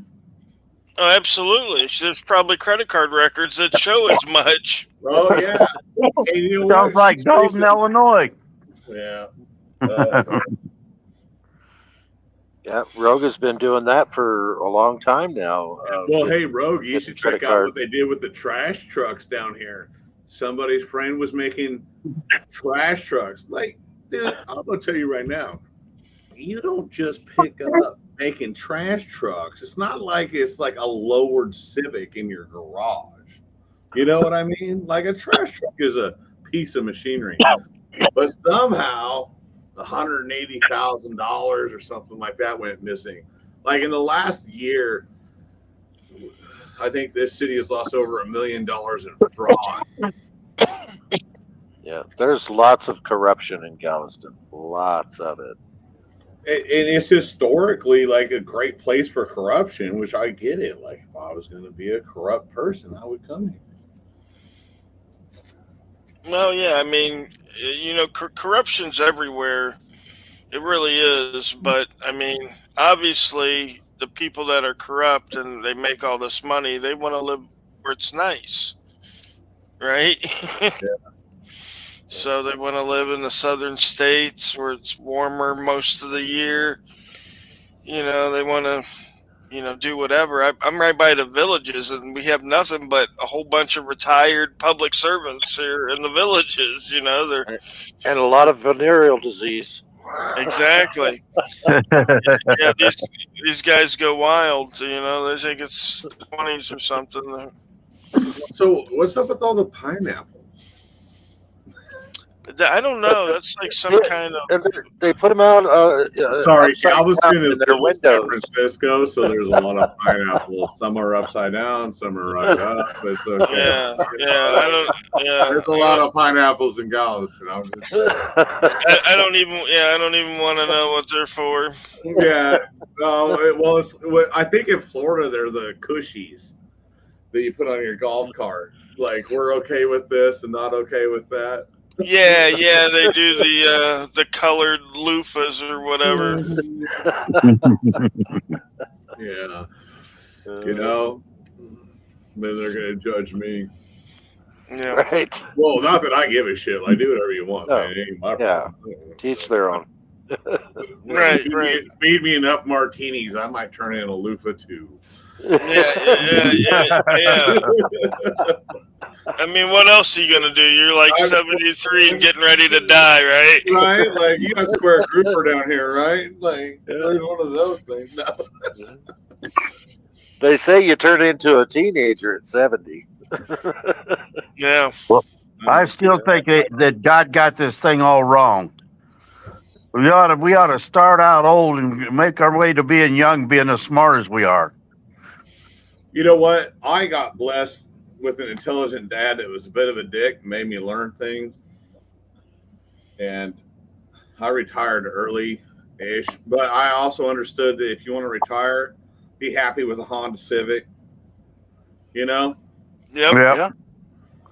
So, you don't have to live in luxury. You just want to be able to get by, Dude, I can rent a Lamborghini and drive it from Vegas to New York. It's going to take them a while. There's a whole movie about it. Like you just get in that bitch, you pay like $2,000 down, and you just I don't understand what happened. It caught fire somewhere around New York. Yeah. Cannonball run that bitch. They got a cannonball run up in this area. They did. Yeah, so not to get too far off of it, just because we're all like-minded miscreants. But Rogue, I would like to talk to you a little bit about some of the better ways for me to start digging into some of the things around here, because most of the really nasty things that are popping up are being popped up by accident. And I think somebody with a little bit of effort could probably show a whole lot more. Well, it's interesting you said that, because I was thinking about something earlier when you were talking about the city's Facebook page, and then I kind of forgot it, and then you kind of reminded me again. With you banned from the Facebook page or whatever government entity page. So that's that's the union, the police union. So the police union down here, there is another auditor who is. Question: how is the police union funded? Government money, By as those usual. weird phone calls in the middle of the night, and those stickers that are supposed to keep you out of tickets. But yeah, Rogue, I don't want to lose what we're talking about, but they are not actually a government entity. They are a private entity as the union, from my understanding. But I wanted to talk to somebody like you, who, because they're representing a public entity. So Yeah, I don't know. That's an interesting question. Yeah, that's why I was wanting to know where they got their money. Yeah, Well, if you figure out, Cliff, they well, were they get it talking from to me membership about, dues too. I'm sure they got Mhm. membership dues. yeah, so that money is coming from public funds at some point, right? Well, it is, but to say that That's gone private and then right, that'd be like Yeah. saying that their car is public because they bought it with funds from the taxpayer, and all day long. I totally get that, but they posted on their shit with Matthew Reardon. They said truth bomb. You don't have to be you don't have to have blood in your or alcohol in your blood system to be DUI. Blah blah blah. And I was like, That's true. Mhm. All That's day true. long. Yeah. Yeah, But so they're I not didn't- they testing were for wrong. blood; they're testing for drugs when they do the blood test. And Yeah. the Asked them, what lab did of you Austin arrest him that for? they could What was not your probable testify cause? that he was intoxicated. That's the He lab wasn't. out of Austin. They said that they could not testify that he was intoxicated. There we Period. Case Because dismissed. while there was Yep. intoxicant in his system, he was at such a low level that they couldn't testify that he was intoxicated. And on top of that, Cliff, am I wrong? But the level that it was at a level for taking like just legal medicine. Yeah, and ADD medication. It was even lower than that. Okay, so Yeah. like, because it's been hard for me to stand behind this situation, Cliff, because like I'm Galveston Island transparency, not Galveston Island cover Bruce's ass, you know? Right. So like I gotta be pretty honest about myself and the things I believe and the dumb shit I do, you know? So but you know, I didn't move to the end of the world to be an angel. I wasn't planning on being an auditor or a cop. You tried to be like what the hell's and moved down to Otter Creek, Florida, and Well, put I a wanted 70-acre everybody piece to of fuck ground. off. Well, if you're gonna back a horse, you want to back the right horse. You don't want to. Yeah. You don't want to back the wrong horse. And Well, like I said, I may be an I asshole with a history, but dude, I don't lie, steal, or cheat. That's my thing. I may do things you don't agree with, but I don't lie, steal, or cheat. That's it. Yeah. Those are the only things you gotta do. Yeah. I agree. And hurt other people. Yeah. Well, yeah. Sorry. I thought that. Yeah. You know, I've never put that into there, but well, I'm not a violent person, so watch my videos. Watch the cops just beat me up for fun. And here's the thing: like I grew up on a farm. I can put down a cow. I can put down an 800-pound cow faster than you believe. Like I got about a 50-50 chance, but 50-50 pretty good for a 260-pound man, you know? I know this 260-pound man can't outrun a cow, let alone try to tip him. No, you got to stand up and look at it square in the eye. You got to put your thumb square in his jaw and grab it by his face and put it down. Yeah, but with me having COVID, I can't hardly do anything right now. I mean, chickens, them sons of bitches win. Don't dare go in a goose while they got a bunch of eggs laying around. Dude, feathered reptiles, giving an iguana the ability to fly is the stupidest thing that ever happened on this planet. I can take down a sheep, a cow, reasonably most horses. Them things are way too smart to be put in pens, but you know, horses freak me out. I love horses. The thing about a horse, and I got a story. My brother used to own the grandson to Seattle Sleuth. And I love that we're all just sitting here having a bullshit conversation on public record. Yeah. Well, the grandson had been on the track also. They had a pony, they had a mare, and then they had the grandson. So I had my niece on the mare, and I was holding the mare to where she wouldn't take off or anything. And my nephew was on grandson. Yeah. I wanted to comment on that one that Rogue just popped up. I have a little bit of an issue down here with Galveston not letting people speak at the city council meetings because they're not taxpayers, but they have what will be in the next 2 years the largest port for I believe the world for cruise ships, which means that almost everybody on the planet is paying taxes in Galveston. So that really limits their ability to tell people to not speak at a city council meeting. I apologize, Danny. Let's go back to the horse. That's fine, because that all deals with federal taxes. If they take any kind of grant from the federal government, then we're paying taxes into it. Are you going to tell me Galveston's been smashed by every hurricane ever?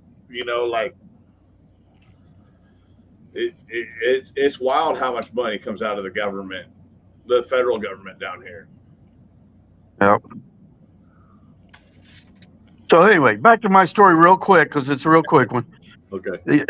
The grandson took off with my nephew on it, and my nephew's hollering, "How'd I stop him? How'd I stop him?" And I said, "Run him over this way."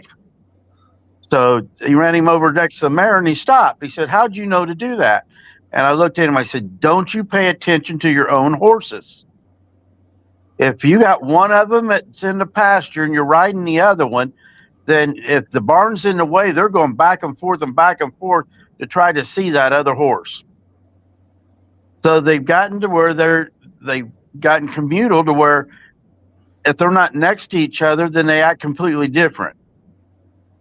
Yeah. And with horses, if you got a horse that you just can't get to do anything, you make a little bit of an attempt to be kind of aggressively towards them, and then just stop and turn your back to them, and they will come to you.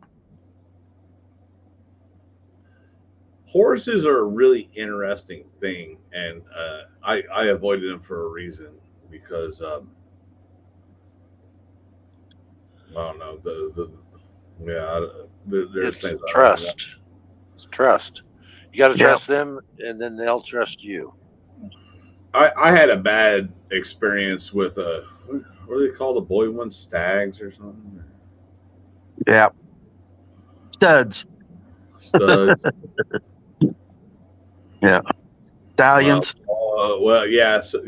So I was 25 and my girlfriend was 19, and we were going to feed the horses, and we had a little bit of free time, and Cherokee, when I came in, he didn't like the way I smelled.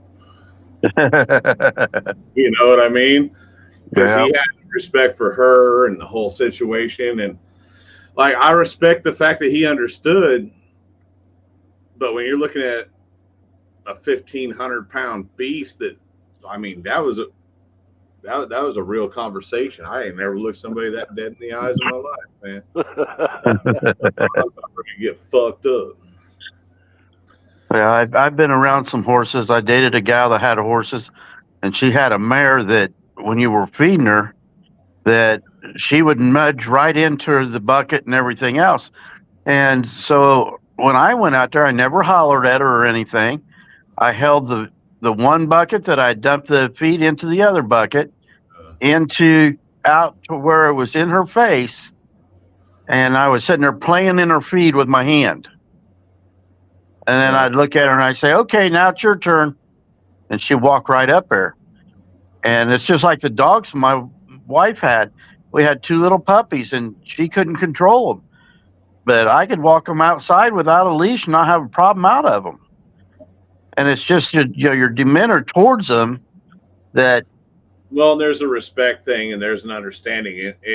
And I get it with the police and this and that. The encounter I had the other day, this is kind of interesting because I talked to this officer a couple times. I made him look bad a couple times because he'd made some poor decisions and this and that. And well, he had me handcuffed. He was trying to grab me by my arm, and I turned around and looked at him. I was like, I'm not a violent man. I've never been violent towards you, but you have no business putting your hands on me. You know what they do is they got their thumb and it goes right in to that nerve right there. I know exactly what he was doing. I know exactly what he was doing. He knew exactly what he was doing. I'm going to tell you right now. He lifted his hand. He says, just face forward. I'm like, that's fine. Okay. Like, I'll respect that you have a process. But I'm going to tell you right now, putting that thumb onto a nerve is a violent act. While it may not look that way, it's a violent act. Well, that and the other one they do is when you got your handcuffed from the back, they'll reach up and put in between your arms and put their hand on your shoulder and lift those arms up to where that's going against your complaints on that. We have a guy, Officer Rivas. Like, this guy is definitely juiced. There's no reason for anybody to be that mad at the world. Yep. So, you know, we got to deal with him. But yeah, no, that overjacking of the arms, that's a huge thing, you know. So I want to get back to the city council thing. Rogue, let's get off of this. We got distracted by horses and you've been to a lot of city council meetings. Have you ever given your actual name, or do you? What do you tell them when they say all the time? Sometimes I tell them I'm Bruce. Sometimes I tell them I'm. No, I'm talking to. I'm asking Rogue. Oh, not bad. Yeah, no, you're fine. Yeah, no, I always give them majorly awesome. There you go. And if they said, we need your name, what do you tell them if they say we need your name? No, you don't. Exactly. Sir, would you be offended if I told them that I was minorly awesome? Not at all. See, I like Jeff Gray's thing where people were like, well, I don't want to steal Jeff Gray's sale. And Jeff is like, grab my sale and fly it everywhere. God bless the homeless veterans. People, I think that, you know, there's a weird thing in our community where people are trying to create their own identity and we don't want to step on each other's identity. Okay. But it's not our identity. It's we's identity. And well, a lot of people don't understand what Jeff Gray's what he's really doing, and he even says he doesn't say that he's practicing all 5 elements of the First Amendment, but he actually is. He's filming, so he's practicing his freedom of speech or freedom of press. He's saying "God bless," which is freedom of religion, and he is using his speech to say God bless the homeless veterans. So that's speech too, and he's doing it on a traditional public forum. And if the cops show up, then he's redressing his grievances with the government when they try to arrest him. So he's using all 5 of the elements. Okay, so here's the thing, Rogue. Sorry, Cliff, I'm not trying to bypass you or anything like this. No, you're fine. But just because Rogue is the guy I go to for numbers and stuff when I fall asleep at night. So it's actually a petition to redress. Yes. Correct. Yeah. You're petitioning to redress the government. Yeah, I just said it wrong. So, well, no, Cliff, I'm 1,000% with you, and it's the thing that I talked to Harvey about, like especially with this interference, because being speech alone is a defense to prosecution. It doesn't mean that being speech alone means that you can't be prosecuted. So I think it's a huge thing in our community, like we were talking about, educating people on the differences of words, educating people on legal jargon. You know. Yeah, that would have to be the starting point for anybody's legal education. Otherwise, you're sending them through. They're never going to learn because they don't understand what they're reading, even though it's in what they would consider plain English. They don't understand legalese or why we have to pay lawyers to read English words to us. Because everybody looks at the statute and they're like, "Oh yeah, it's in English. I can read this," and they read it. We live in a world of colloquialisms, and your ability to stay out of jail is in a world of legal dictionary, not Webster's dictionary. Correct. Yeah. Right. So, in certain situations, you could read something like, I don't know, hat, right? You could read like the word hat in a statute and you think a ball cap, but, they've defined it in statute or in case law to mean, like a bowler's hat. Huh? Everything from a yarmulke to a hijab. Right, yeah. So, I mean, that's where they trick us, is in the words. Like shall and may. Right. That's one of the biggest ones, is shall and may. So when shall is being used in a statute, it's mandatory unless it would violate a person's rights, right? So like the property registration law would say something like, if you bought property in this county, you shall register it by such and such day. And technically you shouldn't have to register your property with anybody. It's your property, right? I don't register my pen or my phone or my lighter or anything that I actually own that's private.